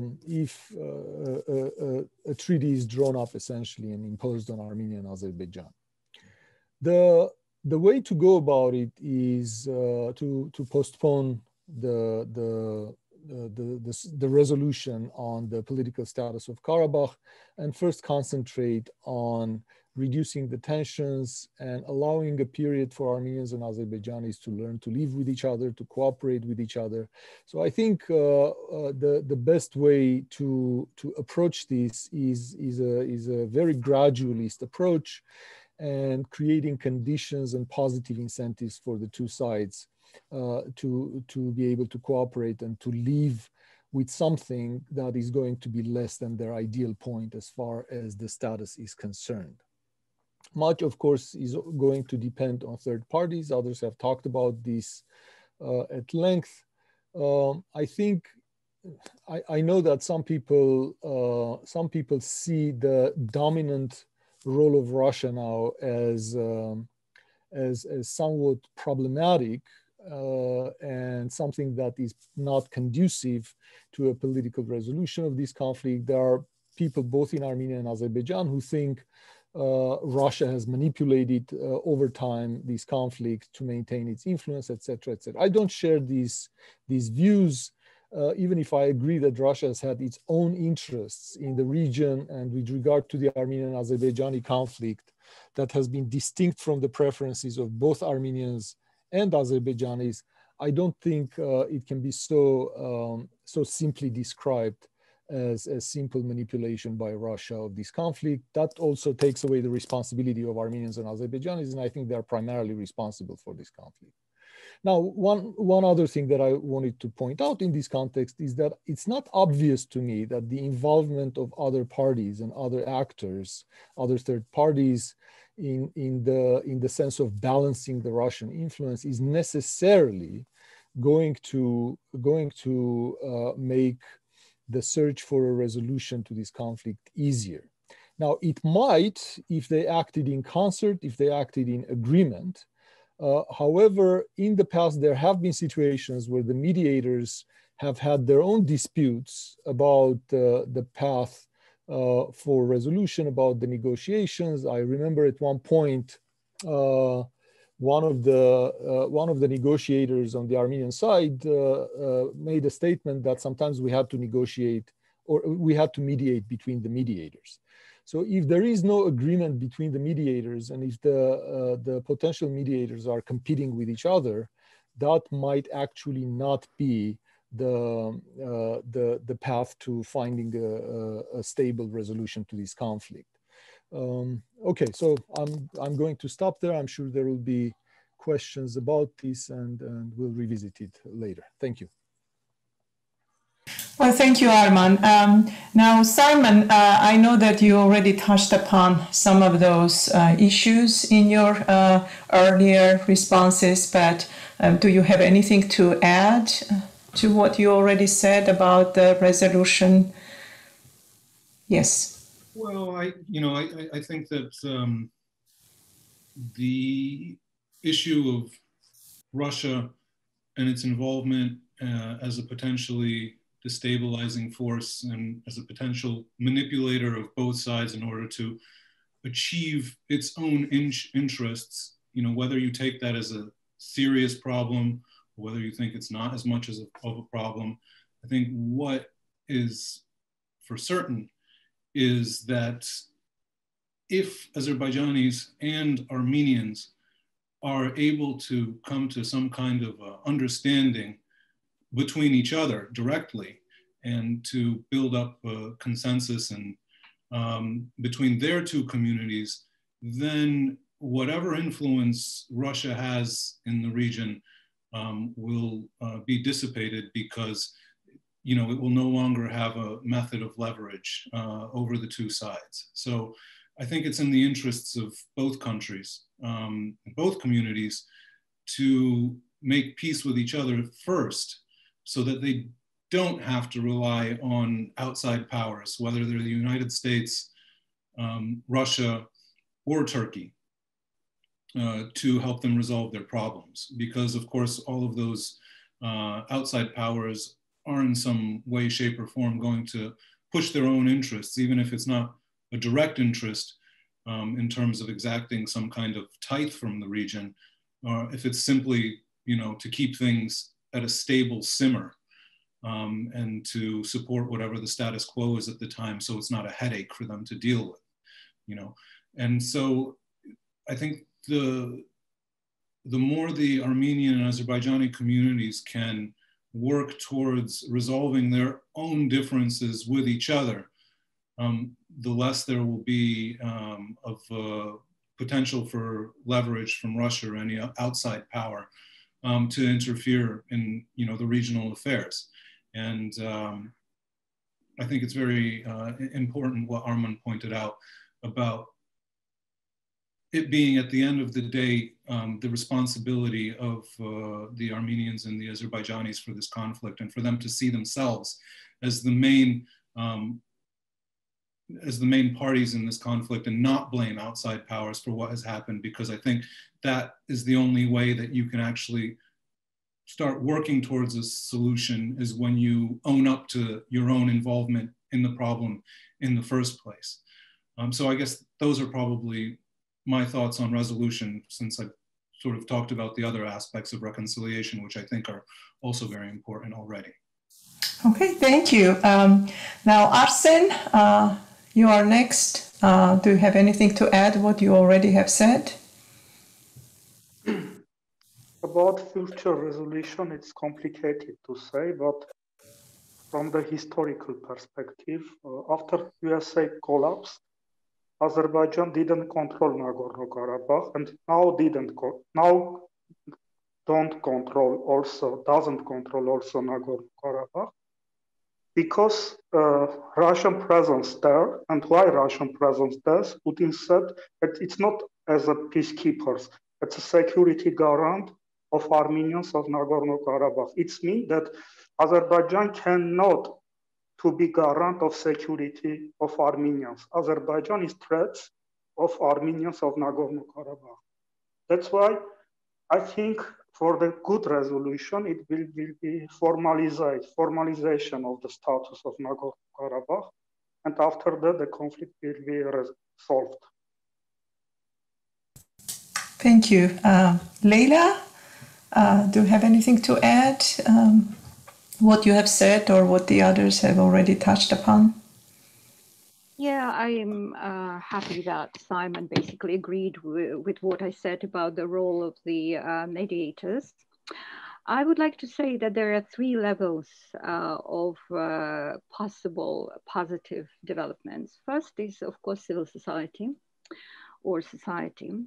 The social networks give a unique opportunity for the voices of simple, ordinary people to be heard.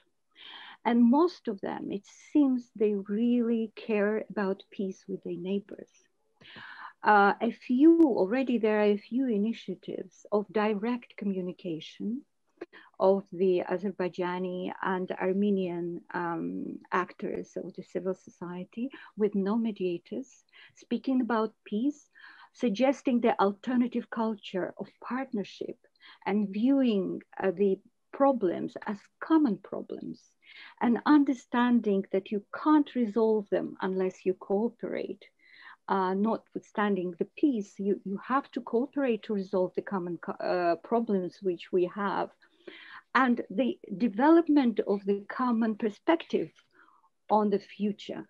So we need to move from the civil society, the role of civil society would be to move from the past, the perspective from the past, from the historical grievances to the future, to be more constructive, to develop this future vision of how they can help each other to make another breakthrough in their development, which they were very much dragged behind because of this conflict. The second issue is the communication opening. Again, it's half a glass of full or empty. On the one hand, you can see Russia's or Turkey's interest in establishing the domination in the region via this, but it also opens the opportunities for the positive opportunities for both states to at least establish the positive background, the cooperation background for the, again, resolving of the political issues. A third level is the external actors. And this is about what could and couldn't, what didn't do EU and in general the West. They didn't empower the sense of independence of subjects of international relations in this conflict. They would rather enhance the sense of dependency versus interdependence between the subjects when each country feels its own responsibility for what it is doing. So the West should not act as a patron or as a civilizational savior. It should act as a normative actor, but also someone who is in power, the sense of responsibility for independent, of each country as independent subjects of international relations. These things are very interconnected. So I would conclude with the fact that the long-term solution, the problem of the Minsk group negotiation was that concessions were supposed to be achieved as a result of the military pressure. That's not a long-term solution. Long-term solution, you offer the the mutually beneficial solution based on the goodwill. I mean, there are two countries involved. Only one is held responsible for before the conventions, the human rights issues, minority rights issues, although they had a very convenient way of resolving the issue on the bilateral and mutually beneficial basis that Armenia had Azerbaijani minority living there, and Azerbaijan has minority Armenians living in Karabakh. So they could find some mutually beneficial solution, and that would be the most long-term solution. So let me stop here. Thank you so much. Thank you so much. So Nerses, your input, maybe some new ideas that you can add to whatever already you touched upon?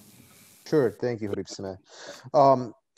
I would make two points here. One, which was touched upon, and that is sort of the political or diplomatic structuration of resolving this issue.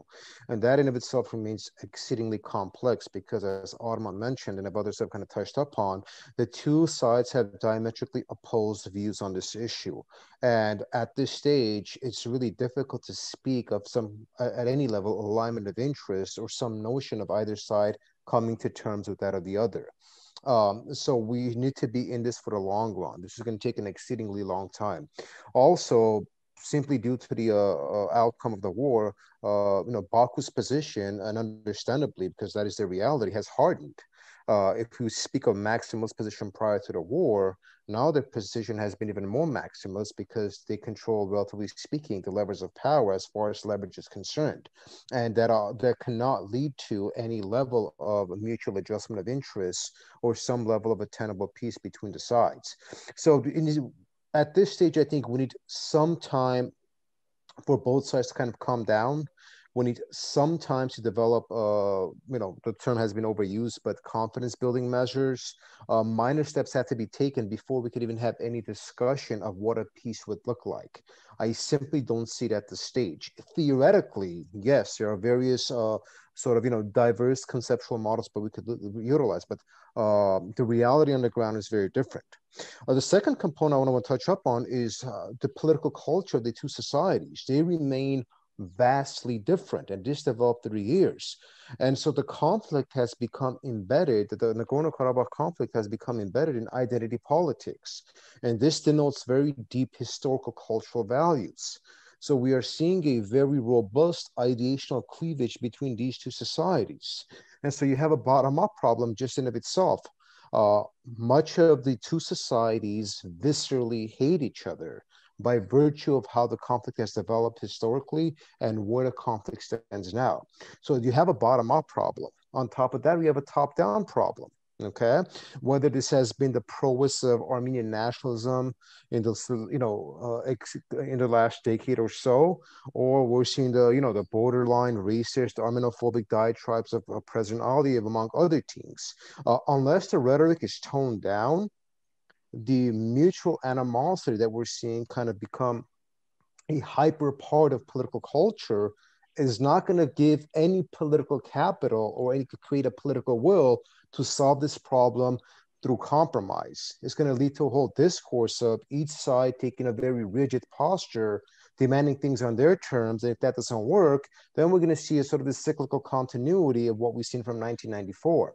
So there has to be a mutual adjustment of interest on both the diplomatic field, but also we cannot be blind to the political culture discourse. This also needs to be tempered down, or else it's not going to create the political will necessitated in United societies to allow to some kind of compromise. Thank you, Nerses. Zaur, I'm inviting you now to for any final thoughts to this, whatever was said, please. Yeah, I think what's important right now is if you look this news station from the Weimar logic, this will only strengthen the feelings of the revanchism. But if you look this the situation logic of the Marshall Plan, so the sides can see that enmity between the two countries will disappear in a short and medium term, and that steps will be taken to resolve the conflict. But thinking a way out of the Karabakh conflict requires rethinking some conventional notions of nationalism and ethnic conflict. So separation of antagonist peoples may be necessary, at least in the short run, but a lasting solution also requires the building of links between those people who, after all, will be living next to one another in the future centuries. So the main, I don't agree that the difference is about the cultural other difference between the population, but this point of view comes from the fact that we are, I will be blunt here, we are sitting in the capitals and we are thinking that the people are not suffering even this, let's say, before the war. So the perception of the Azerbaijanis in the international border areas, or Armenians in the international border areas, or the front line is different than Azerbaijanis and Armenians living in the capitals, and they're talking about the solution of the conflict and how the maximalism, how maximal the efforts should be put on, or what we should desire from the any solution, or it's too late, or we should wait another 30 years. So that's why, first of all, this human dimension, especially who actually suffering and suffered from this conflict, should be taken into account. And if we, that the main principle is that first of all, there should be the more contacts and more, let's say, before the logic of the civil society, or the, let's say, the expert community, let's say, many of us actually were part of this main expert discussion, and it was always, let's say, closed door meetings. People agreed most of the time, but we saw that the same people during the war has a different approach to the lesser resolution. So first of all, there should be much more openness, liberalization of the conflict, and a much open discussion. First of all, Armenians, for example, should understand or try to understand what Azerbaijan is feeling about the Karabakh conflict, and at the same time, Azerbaijan should understand why the security is important. For example, Armenians living in Nagorno-Karabakh. So this empathy lacks between the sides. So this is the major problem I will see. But also the last point, my last point is that the lasting peace doesn't require everyone to agree on everything from the start. So the gradual reconciliation is possible if all parties agree it is in the interest. So I think this the deal broke in the 11th of January, the promising creating a working group that defined for new economic realities. I think this will be an important step. But at the same time, I think the by time sides should also create some other commissions like the reconciliation, like property rights. So we discussed about this, how the Azerbaijanis and Armenians will live together or should live together, but they will be a biggest problem of the property rights. So there will be the alleged war crimes, and so this investigation should also pinpoint about the first war. So massacres and other things happen in the first war. So not only the specific about this war. So there are many things that the rapprochement on this issue is necessary in the shorter and the long term. Thank you so much. Thank you for all participants for your opinions and insights. Now we will transition to the second portion of today's panel, and I will turn the mic to Scott to moderate the question and answer answering the questions from the audience. So, Scott? Thanks very much, Housekeeping. Thanks to all of our panelists. I think we've had a great discussion so far. We have a lot of comments and questions in the Q&A tab. So I'm going to take the liberty of trying to organize those into a few general topics. The first topic that I'd like to address, we've talked a lot about it already, but it's obviously central to any resolution to the conflict, is the issue of internally displaced persons. And so let me take the liberty here of reading a question that Janine Mitchell posted in the Q&A. I think this nicely formulates some of the issues that are on the table. So Janine notes that obviously this is a central issue, both those displaced in the recent war as well as the hundreds of thousands of mostly Azerbaijani IDPs created in the 1990s. And she observes that Simon rightly points out that making individuals feel safe on both sides is a critical element of any sort of resolution. And so she asks, in addition to the trust building and restorative justice measures already mentioned, to what extent does determining the final legal status of Karabakh play a role in creating the sense of security that builds the foundation for peaceful coexistence? So sort of a question here of what's the relationship between a legal resolution at maybe the bargaining level, and then the highly idiosyncratic individual decisions that individuals are making about whether or not to return home.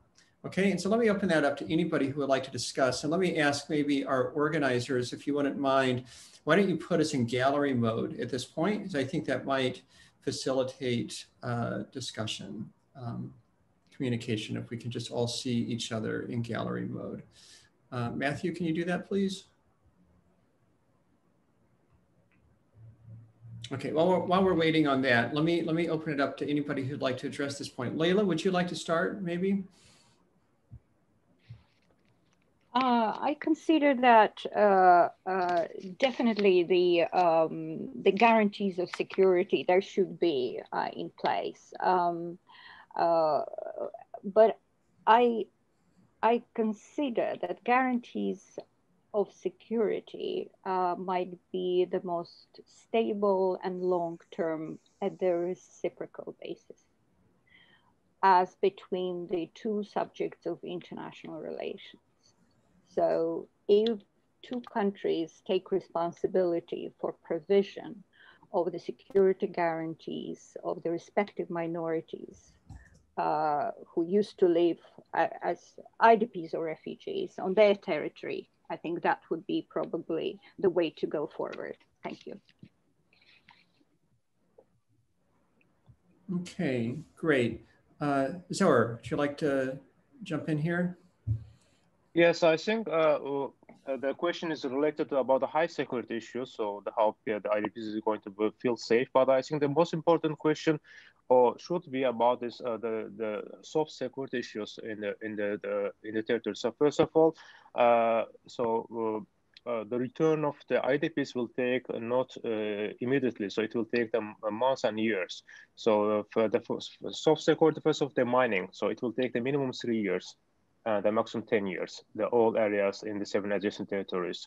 Well, I mean, the sense of security comes from the fact that they should be, also the mining process should be successful.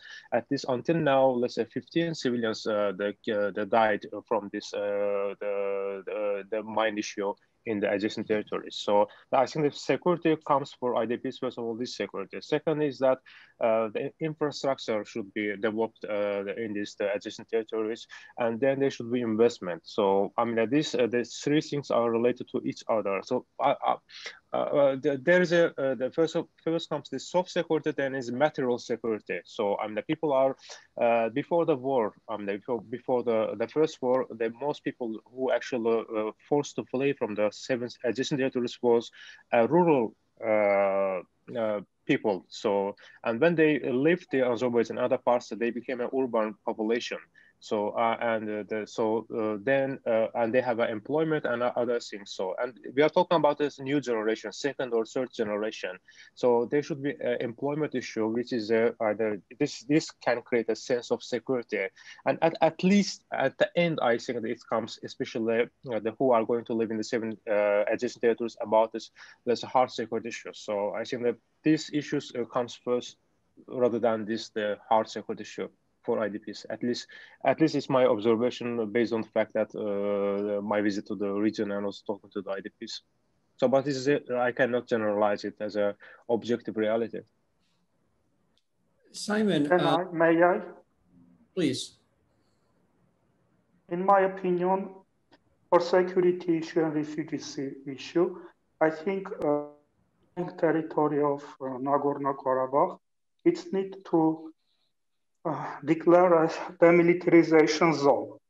After that, the problem of IDP and refugees may be solved.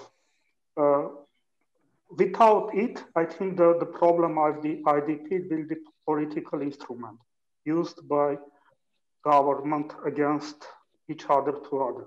The second point was Armenian refugees from south of Karabakh. It's obviously that Armenian cannot return south of Karabakh, ethnic and local Armenian, I mean Hatrut and the south of Karabakh. That's why it's need to liberate Azeri control of this territory. After that, Armenian cannot return, occupied by Russian forces or peacekeepers. So, I mean, my opinion, the militarization surrounding territory of Nagorno-Karabakh and return all IDP or refugees in the local area. Thanks, Arsen. Simon, Janine had an interesting follow-up about the role of the media in the conflict. And so let me just read her question. She says, Simon, as a journalist, to what extent have you seen the issue of Azerbaijani IDPs presented in the media as part of the reason for Azerbaijan's deep discontent with the previous status quo, as well as engagement in this war? And what's your general sentiment on how the overall context for this conflict has been presented in the media over the last few months? Well, my overall sentiment about how it's been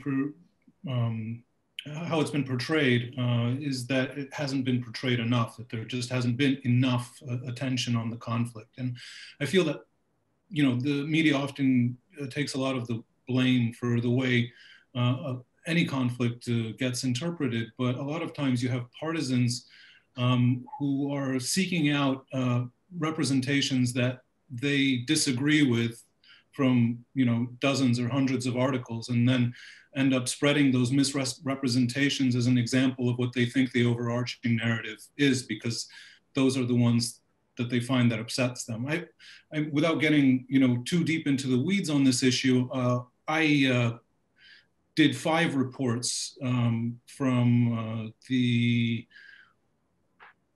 Armenian side of the conflict, and maybe roughly the same amount from the Azerbaijani side of the conflict. And, you know, you can take any one report out of those and say that this is the way that PBS NewsHour views the conflict, but you won't really be seeing the whole picture until you watch all of the reports. And it's very rare that somebody who's critical of one of your stories is actually aware of the rest of the stories that you've done that might point out some of the things that this person was upset about in the first place.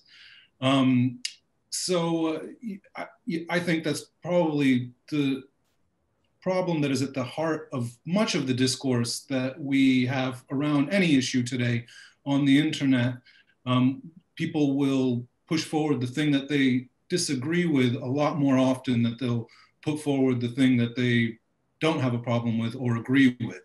And so you get a very warped view from especially partisans on how a certain conflict or a certain situation is being portrayed. I hope that goes some way towards answering the question. And then if I can say a couple of things about the status issue that was in the previous question.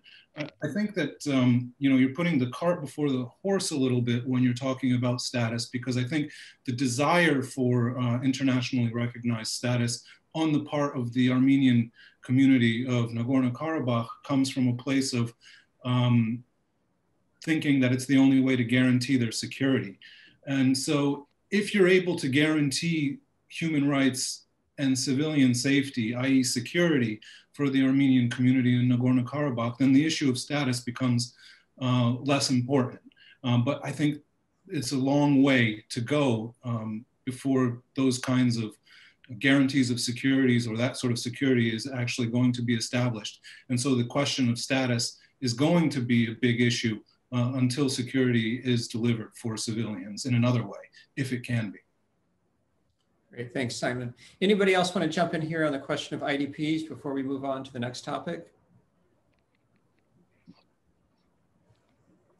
Okay, so then let me pick up another general theme in the questions, which is the role of external actors, Russia, Turkey, the US, others in the conflict. And so one of our audience members, Kamal Makili Aliyev, had an interesting comment here. He said that obviously we're going to discuss this, and we have.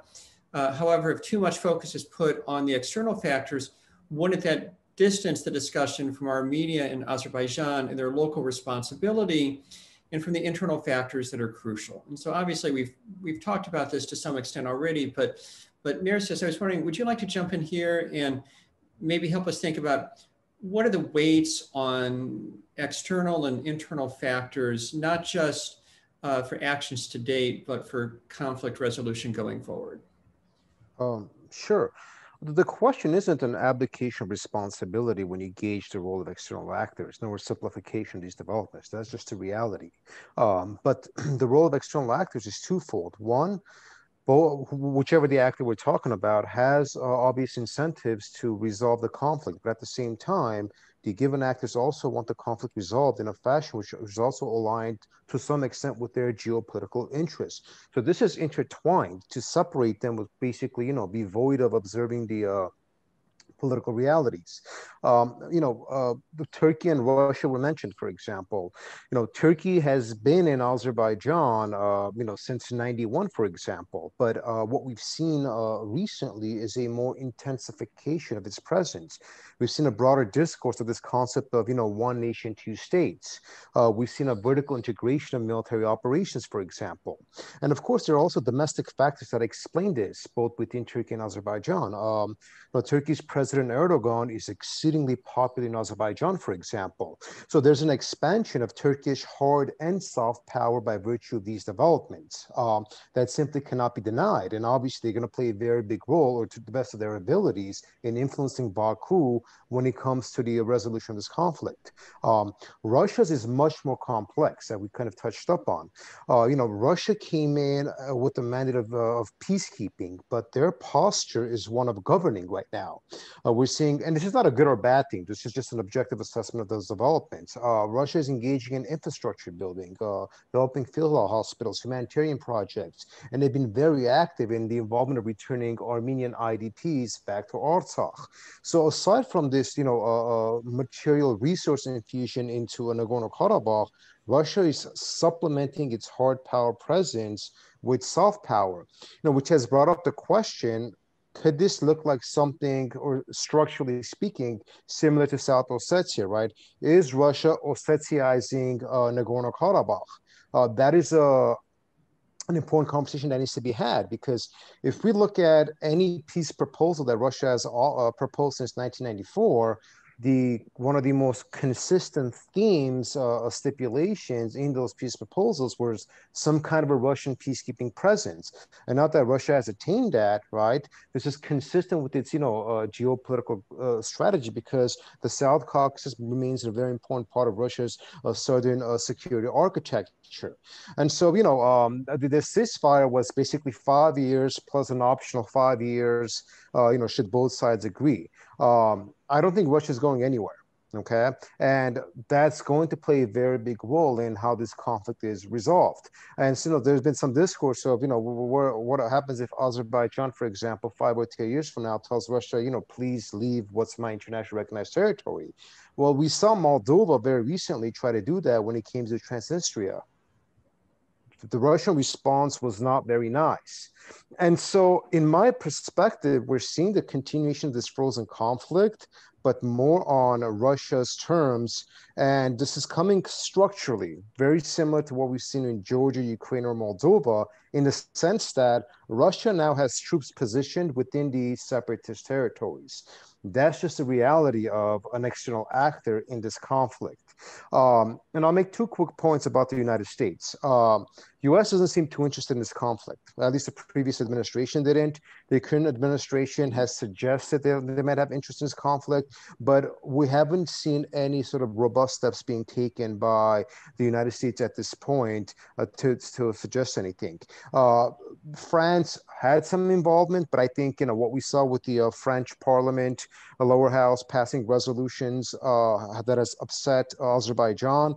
Now the question of, is France a neutral arbiter becomes an important development here. I think the international community is content on basically allowing Russia to solve the conflict to the best of its ability, and they will provide Russia whatever diplomatic or soft power support that they can. So the external dimensions, I think at this stage, pretty much are designed as such. I mean, the French point is interesting. It's like we have internal domestic politics everywhere, not just in Armenia and Azerbaijan, but in many of the external actors who have a stake in this as well. There are a couple of questions in the Q&A about the role of diaspora communities in any sort of resolution going forward, in structuring the incentives of various actors. Would anybody like to speak to that?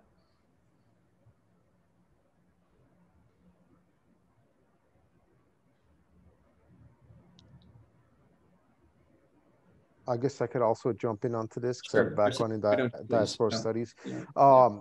I honestly think that to a large extent, the diaspora should be excluded from the peace process, and simply for the following logic. Diasporas tend to be a lot more nationalistic and less compromising. They live off of sort of these ideational notions of the greatness of their people, greatness of their history, so on and so forth. So for the diaspora, it's heavily an identity issue as opposed to the realities on the ground. And, we saw this sort of, after the July conflagration, where you saw a lot of violence in the diaspora between the communities, and there is this sort of excessive tribalism in the diaspora, and I don't imagine that being very helpful to a peaceful resolution. Also, both diasporas have quite a bit of investment in advancing the political goals of their sides within the democracies or non-democracies that they find themselves in. So in that context, they've already invested a lot of interest in advancing their own sides. Compromise would require them to mitigate those efforts, and that would, from their perspective, kind of contradict the self-interest of what they're doing. So at this stage, I don't think the diasporas, honestly speaking, could play a very constructive role, but potentially if we see a shift in political culture, then they might. Anybody else on this point? Layla? No, sorry, you just muted I thought you unmuted yourself. Yeah. Oh, okay. Thank you so much. I agree with Narses. Definitely, diaspora is more nationalistic, but it also brings the images of very often constructed threats. which it preserved for a long time. And what is happening is basically discourse of the conflict is not moving anywhere. It's increasingly outdated. The power and control is already moving has moved away from the specific material objects. We live in the globalized and postmodern world in a sense, but unfortunately, the Western influence is not pushing us in that direction. We are sort of recycling the same post-Soviet or Soviet Cold War discourse about win-lose situation. Although if the external actors would help people to take it to the other level, where the borders become conventional, as is happening now between us, when the discourse is becoming more contemporary, in line with the substance of power. I think that and there are numerous solutions regarding the same thing as status, which allows us to incorporate the international experience and also to move away from the discourse we're using now here. Great, thanks, Leila. So staying on the theme of domestic politics, but maybe shifting a little bit more toward the internal actors within Armenia and Azerbaijan per se. So there are a couple questions along the sort of general theme of peace opportunities at the sub-governmental level. So is there any perspective for reconciliation between Armenians and Azerbaijanis through civil society organizations? What's the role of economic cooperation in fostering some sort of more lasting peace? So what can we say about that? Yeah, Arman. Okay, so there was already some mention of the need for confidence building measures and increased interactions between Armenians and Azerbaijanis, building of empathy and positive incentives for cooperation. I agree with all of those things, and all of that needs to be done. But I think we are probably kidding ourselves if we think that the problem of hostility between Armenians and Azerbaijanis, the problem of hostile discourses inside Armenia and Azerbaijan, is merely the consequence of not knowing better. I think there are powerful political economic reasons and institutional reasons why these discourses are powerful and why they are sustained. Now, the war and the fact that it has been very costly and devastating, especially for Armenia, opens up opportunities for challenging certain calcified ideas and for possibly reforming certain institutions.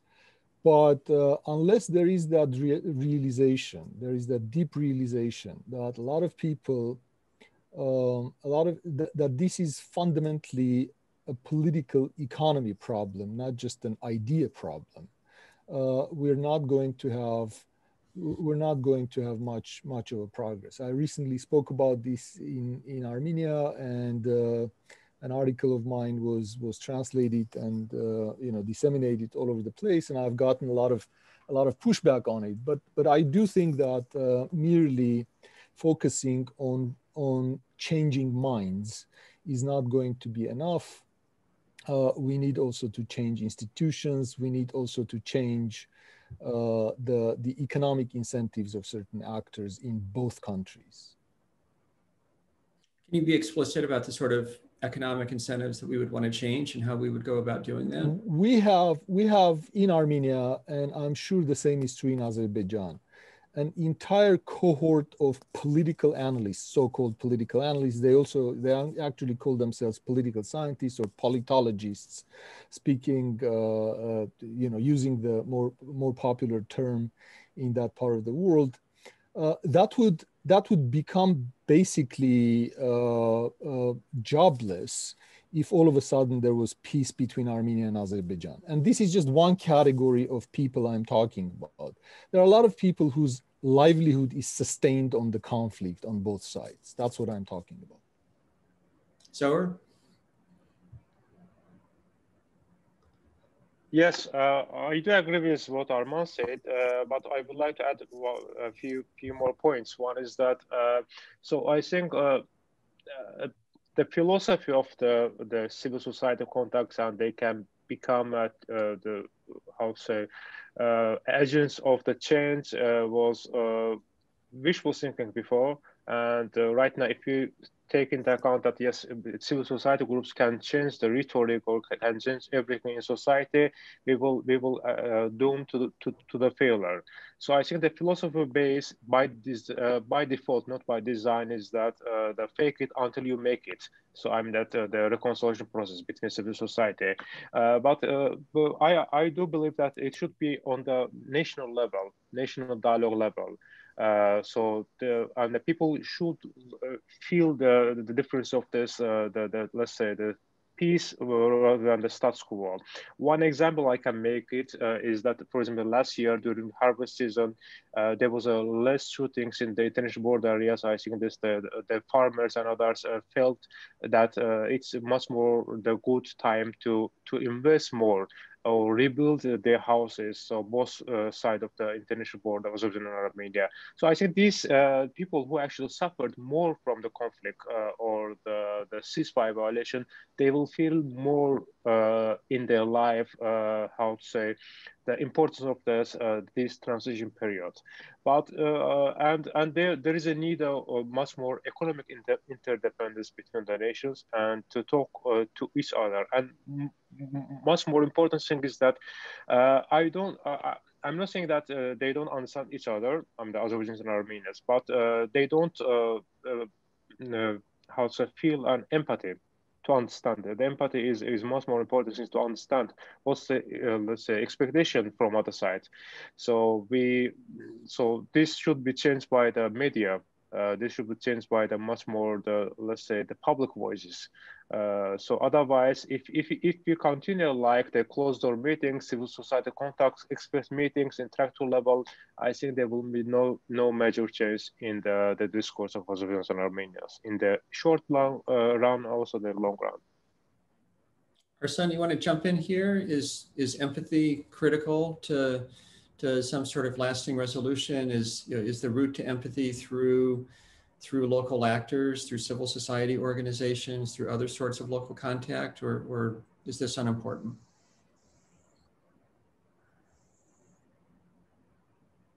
Me? Yes. About civil society. Now I'm not optimistic about that because war finished 2 months ago. The other problem was because I participated a lot of projects about civil society, confidence building, etc., etc. The main question was, is really Azerbaijani parts, what means civil society in Azerbaijan, for example? What the partner will be. But now I am not optimistic about horizontal level program, etc., etc. I know because the problem was political now. Emotions are too raw. Yes. Yeah. Leila? Again, I will come back to the fact that social networks and internet gives voice to ordinary people. And you should not necessarily be arranged in the civil society in its classical sense, but just one actor has already enormous power. And you just need to see that these videos with the people who are communicating to each other directly and offer totally new culture of communication between two peoples, they are extremely popular. There are hundreds of thousands of people watch them, and they have mainly positive reactions. So that shows that there is a huge, enormous peace potential in both societies. But how one of these participants of these dialogues, they said that, but in this regard, I will support Arman, that there are groups, economic groups, clans, and well-organized institutions which are trying to suppress this culture, trying to suppress these voices. So the idea is to give voices to these people. And believe me, very often they do it even without mediators. Exactly, that's coming from the sort of grassroots level, and that causes optimism. What can the Western actors do? It, for instance, helped to move the concept of citizenship from the ethnic-based to the civil-based. That's important. They should remind civil societies in their respective countries that they should not only care about their own ethnic brethren, but also about the other groups. Armenian civil society should care about Azerbaijani and other minorities in Armenia, and Azerbaijani civil society should care and protect rights of Armenians in their own country. So this would be a serious move forward from my point of view. Thank you. What do others think? Is there a receptive audience for that sort of message? Is that message already getting out? Zaur? I just want to add one small thing that what I have already said. So as Leila mentioned about this, the importance of the social media and the video. For example, after the implementation of the ceasefire, the 9 November agreement, I saw one video posted by the journalist from Armenia, Arpi Bekarian. She visited Gelbach, and a group of Armenians left some, for example, the letters to Azerbaijanis who is going back to the Gelbach region. So I think it was less, how to say, short in Azerbaijani media. So this kind of the things, that the small things, but it was watched a lot of people by the peacemakers or the ordinary Azerbaijanis. It created some kind of the harmony or the respect to other side, that there's understanding. So I think this kind of small things can make change, not the things that experts are going, even, let's say, I'm including myself or criticizing myself, that talking to other about the big political issues. So these small things about important elements can make the change, and the size. This is what I wanted. I'm saying about this empathy. Okay, let's move on. Before we do, Leila, there's a request in the Q&A that you share the links from these direct dialogues that you discussed. And so if you have those handy, would you mind just putting those in the chat? Or responding to the question? You can just respond to the question in the Q&A. It's at the very bottom question in the Q&A. Okay, so let's move on. So there's been a lot of discussion of Russia's role here. There's one sort of very pointed question by one of our audience members that Russia, this audience member suggests, has kept the tension in Nagorno-Karabakh alive to her own advantage for years. And given that, does the presence of Russian peacekeeping forces, should we think of that as potentially worsening rather than helping maintain peace or lasting stability? What's the role of Russia? Does Russia have a productive role to play? Is Russia's role counterproductive? Arman. I think it's not an easy question to answer. It's very often the explanations for Russian behavior, descriptions of Russian behavior are terribly oversimplified and politicized in ways that are not helpful for understanding what really is happening with the Russian policy in the region and with Russia's interactions with other states that have interests in the region. Now, I think Russians have had several important agendas in the region. One of them certainly has been maintaining their influence in that region, as they have tried to maintain their influence in the neighboring countries in general, especially following a period after the collapse of the Soviet Union, where their withdrawal they got a perception, not necessarily an unjustified one, that their withdrawal was exploited by the West. And I'm referring, of course, to NATO expansion and to the change of allegiance of many Eastern European and former Soviet states, or Eastern European countries or former Soviet republics, to the Western alliance. And this has created a certain alarm in Russia, as it would have created in any other great power, in any other state in a similar position. So purely talking about this in normative or legal language about whether Russians are justified in doing this or that, I think is not helpful in understanding what's driving Russia's policies in certain areas. And certainly they have had these concerns in the Caucasus since the early 90s, and they have tried to maintain their influence, and at times they have tried to maintain their influence without much competition in that region.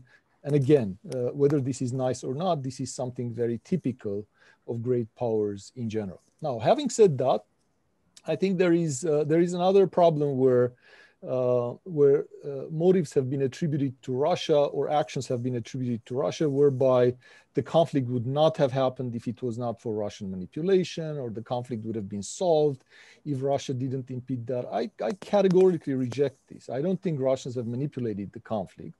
I mean, if you want to think about this, you can entertain a counterfactual. If you took the Russians out completely of the picture, would the Armenians and Azerbaijanis have been able to come to terms on what has generated this conflict? And it's not obvious to me that the answer is yes.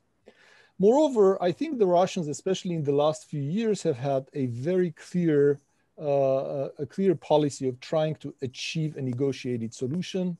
I'm referring, of course, to the Lavrov plan, which would have resulted in the relinquishing of Armenian control over in a phased solution to the conflict over the 5 occupied regions, or 5 regions under Armenian control, and then followed by negotiations over the status, etc., etc. So, I mean, one of the sides, and it was Armenia, essentially rejected this plan, and the Russians were very vehement about it, and the plan was rejected. And had the plan been implemented, we would have had a peaceful resolution to the conflict. So speaking about, I think we should be very careful and circumspect in attributing too much agency to Russia in causing or stirring up or keeping this conflict going, and not enough to the actual parties to this conflict. I'll stop there. That's great, thanks. So anybody else like to contribute to this discussion? Is this the right counterfactual? Are we thinking of what would have happened had Russia not been present at all in the region? Would we have expected the same sort of outcome? Simon? Well, I think one thing that hasn't been mentioned about Russia's role in the conflict, that for years and years it very cynically supplied with weapons both sides in this war. And if there's one thing that I found that people in Stepanakert and people in Baku agreed on when I spoke with them there, it was their concern about the long-term presence of Russian soldiers in the region, and how that could potentially perpetuate the conflict for many, many years to come. And so, without leaving what Arman said unaddressed, it's obviously a conflict between Armenians and Azerbaijanis. I don't think that Russia has always played an entirely constructive role in the distant past, and even in the very lead up, when you take into consideration the fact that they were selling weapons. You could put that aside and say, well, that's just business. But I don't think it is just business. And I think it was very confusing on the ground at the time when I was in Stepanakert to try to understand what was happening. There were a lot of rumors going around the city that Turkey had flown fighter jets, American-made fighter jets, and that were used to bomb the city. And there was one scene from, I think, my first report from there, where a group of men held up a piece of a rocket and they said, look, this came from an the F-17, F-16. This came from an F-16. And I took photographs of the weapon and then posted on Twitter to get some help identifying what it actually was. And it was a piece of a Grad missile that had been manufactured in 1984 by the Soviet Union. And this Grad volley had destroyed an entire city block in Stepanakert, and nobody was talking about the Russian manufactured weapons that were being used in the conflict. All of the conversation was revolving around outside Turkish involvement, at least in Stepanakert at that time. And that's not to say that Turkish involvement was not important or decisive. Obviously, the technology that they provided in terms of the Bayraktar drones and command and control assistance from Azerbaijan itself was decisive. And it's something that the president of Azerbaijan, Aliyev, acknowledged when he said that it was a game changer during his joint press conference with Recep Erdogan.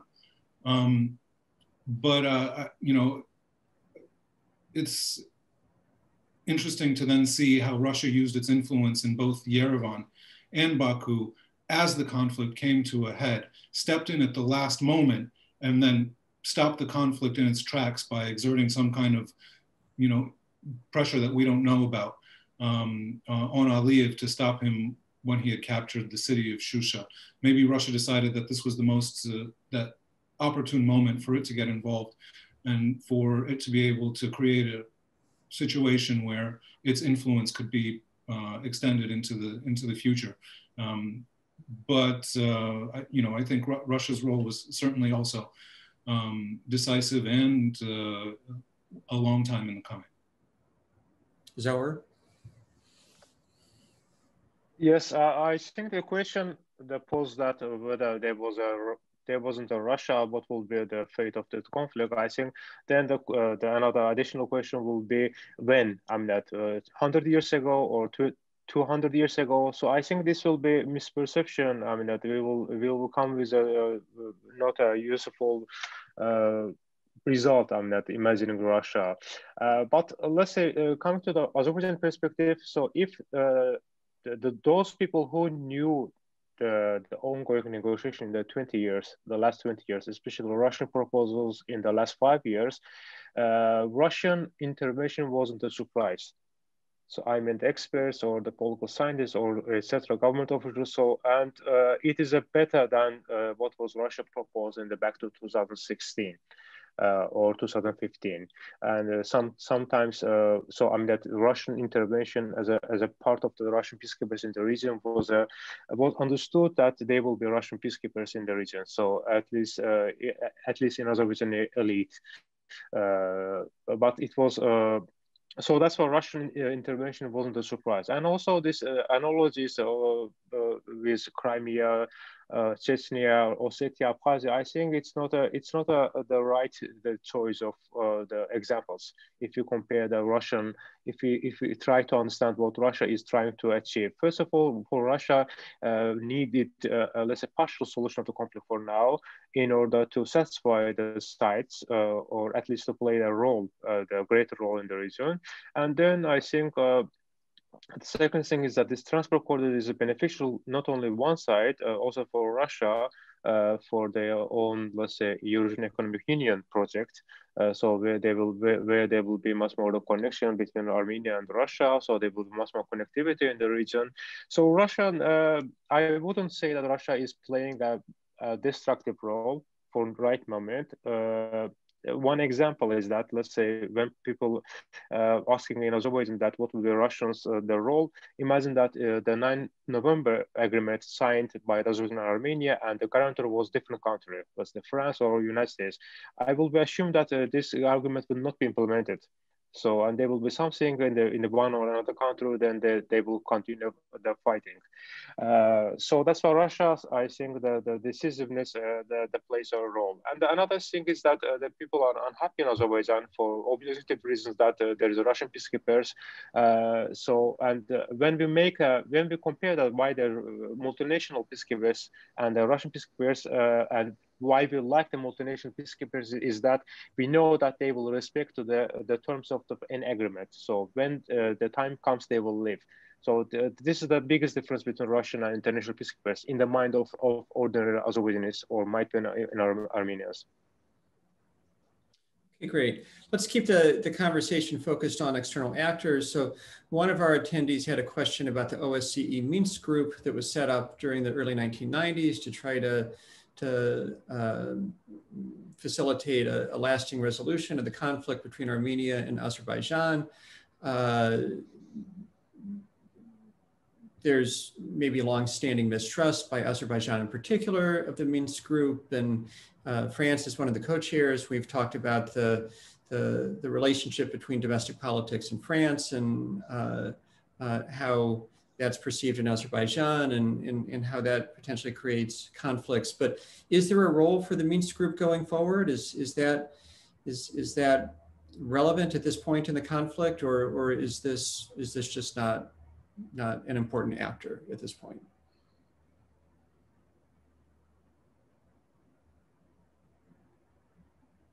Arman? I guess I'll take a stab at it, since nobody wants to address it, it seems.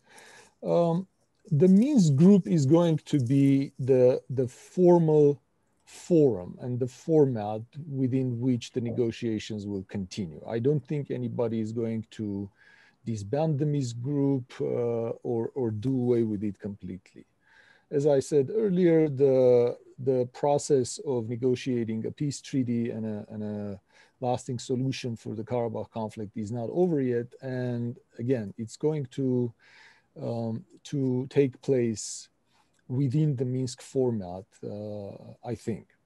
Now, what should be pointed out is that over the last few years, the role of the Minsk group has been secondary. And there is a sense, and Nerses addressed this as well earlier, there is a clear sense that the United States and to some extent France sort of delegated Russia to play the first violin in this orchestra and to be the main mediator in the conflict. And at best, they have been informed and they have kind of given their consent or agreement to what the Russians have been doing over the last few years. And this has partly been because of the foreign policy outlook of the Trump administration. And it is probably true that with the coming of the Biden administration, certain things might change, and the United States involvement, and with it probably the French involvement or the European involvement in the Minsk group, in the conflict, is going to increase. And I want to reiterate something I said before. It will be a good thing if these mediators, if the Minsk group acts in concert, if they come to an agreement amongst themselves as to what the solution will be, whether they want a solution and what the solution will be. And they apply gentle and concerted pressure on the parties to move forward in that direction.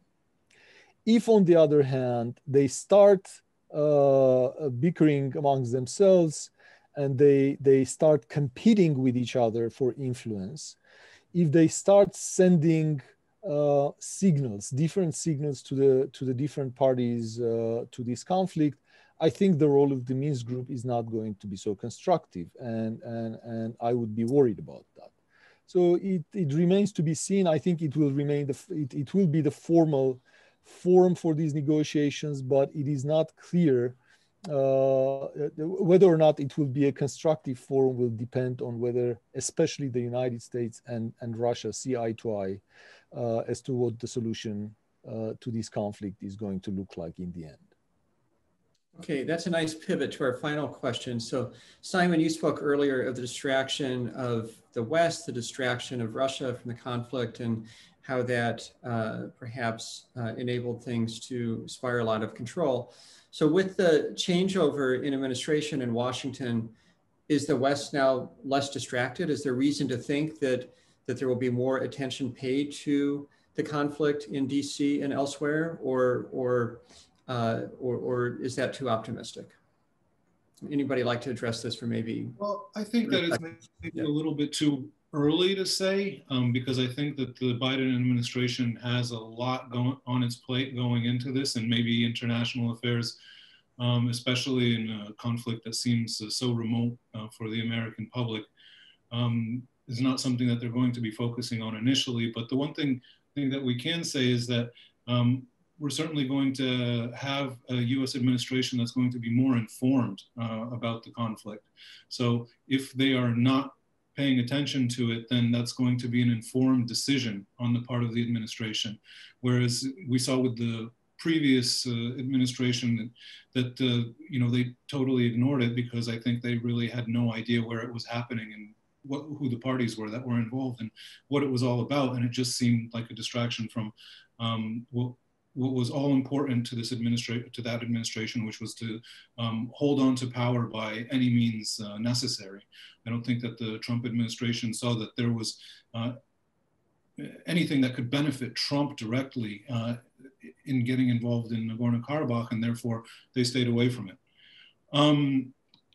You know, I think that we should probably wait and see what happens with Biden. I don't think that the Obama administration was terribly involved in the region as well. You know, I think Obama came to power on a wave of, partially on a wave of discontent with America's involvement in foreign conflicts, you know, in Iraq and Afghanistan, and that was part of the reason he was elected into office. And so I think he came to office thinking that, you know, the less I get my hands dirty in foreign distant conflicts, the more popular I'm going to be among the American public. And I think that's when the disengagement with the Minsk group and the negotiations over the resolution of the Nagorno-Karabakh conflict actually began. And so that was something that sort of the Trump administration inherited. And you can view Biden as somebody who inherits Obama's legacy or tries to forward Obama's legacy. If that's the case, then probably we won't see America getting very much involved. But on the other hand, if Biden is somebody who's going to push his own strategic vision of international affairs that goes beyond the anxieties that were caused by the Afghanistan and Iraq wars, then maybe that will change. I have two words: Victoria Nuland. Can you give us 4 or 5 additional words to context? Victoria Nuland is the new, what, number 3 person in the State Department? I think so. Yeah. Number 2 or number 3? Number 3 probably. Yeah, I mean, Victoria Nuland is known as somebody who is, first of all, very hawkish, very activist, and also a proponent of deep American involvement in the post-Soviet space. So that's 5 additional words, I guess. If I could another 5? Yeah, if I could contribute to the discourse. So the broader discussion in policy circles is that the Biden administration is going to attempt to sort of reestablish the liberal American unipolar world order. That is kind of the broader discourse. And it's not a question of capability, whether they can or they can't. That's a separate question. But the broader assessment is that there's going to be a pushback against what's been perceived as the growth of authoritarianism throughout the world. So this discussion of, you know, doing a sort of this huge gathering democracies and promoting democratic values and so on and so forth, this is becoming sort of a cornerstone, sort of, you know, in the discourse of the Biden administration. In that context, if you see this dichotomy developing between, you know, democracies versus autocracies at the international level, that's going to shape a lot of the discourse and possibly the policy developments when it comes to the post-Soviet space, especially in the South Caucasus. So I would think we'll look out for that space. As far as whether, you know, the United States is going to be more hawkish or less hawkish, I do not expect more U.S. direct involvement, at least not militarily, because they're basically domestically the political will is not there. But that does not mean that the U.S. does not have a concerted policy right now with expanding of its soft power, because the biggest concern that we see in Washington and policy circles is that in the last 4 years, the United States exponentially lost soft power. And so we are going to see a concerted effort to kind of reinvigorate U.S. influence. I don't think that's going to translate to direct military force, but you are going to see a lot more U.S. involvement in sort of certain pockets of the world, especially when you have domestic political concerns involved with that as well. Okay, great. So thanks, everybody. That was a great session. Let me return the microphone to Eugene for final thoughts. So I'd just like to, on behalf of CERES, thank everyone, the speakers and our moderators and all of the audience members who have joined us today for what was a really interesting and insightful conversation and set of perspectives. Thanks, everyone.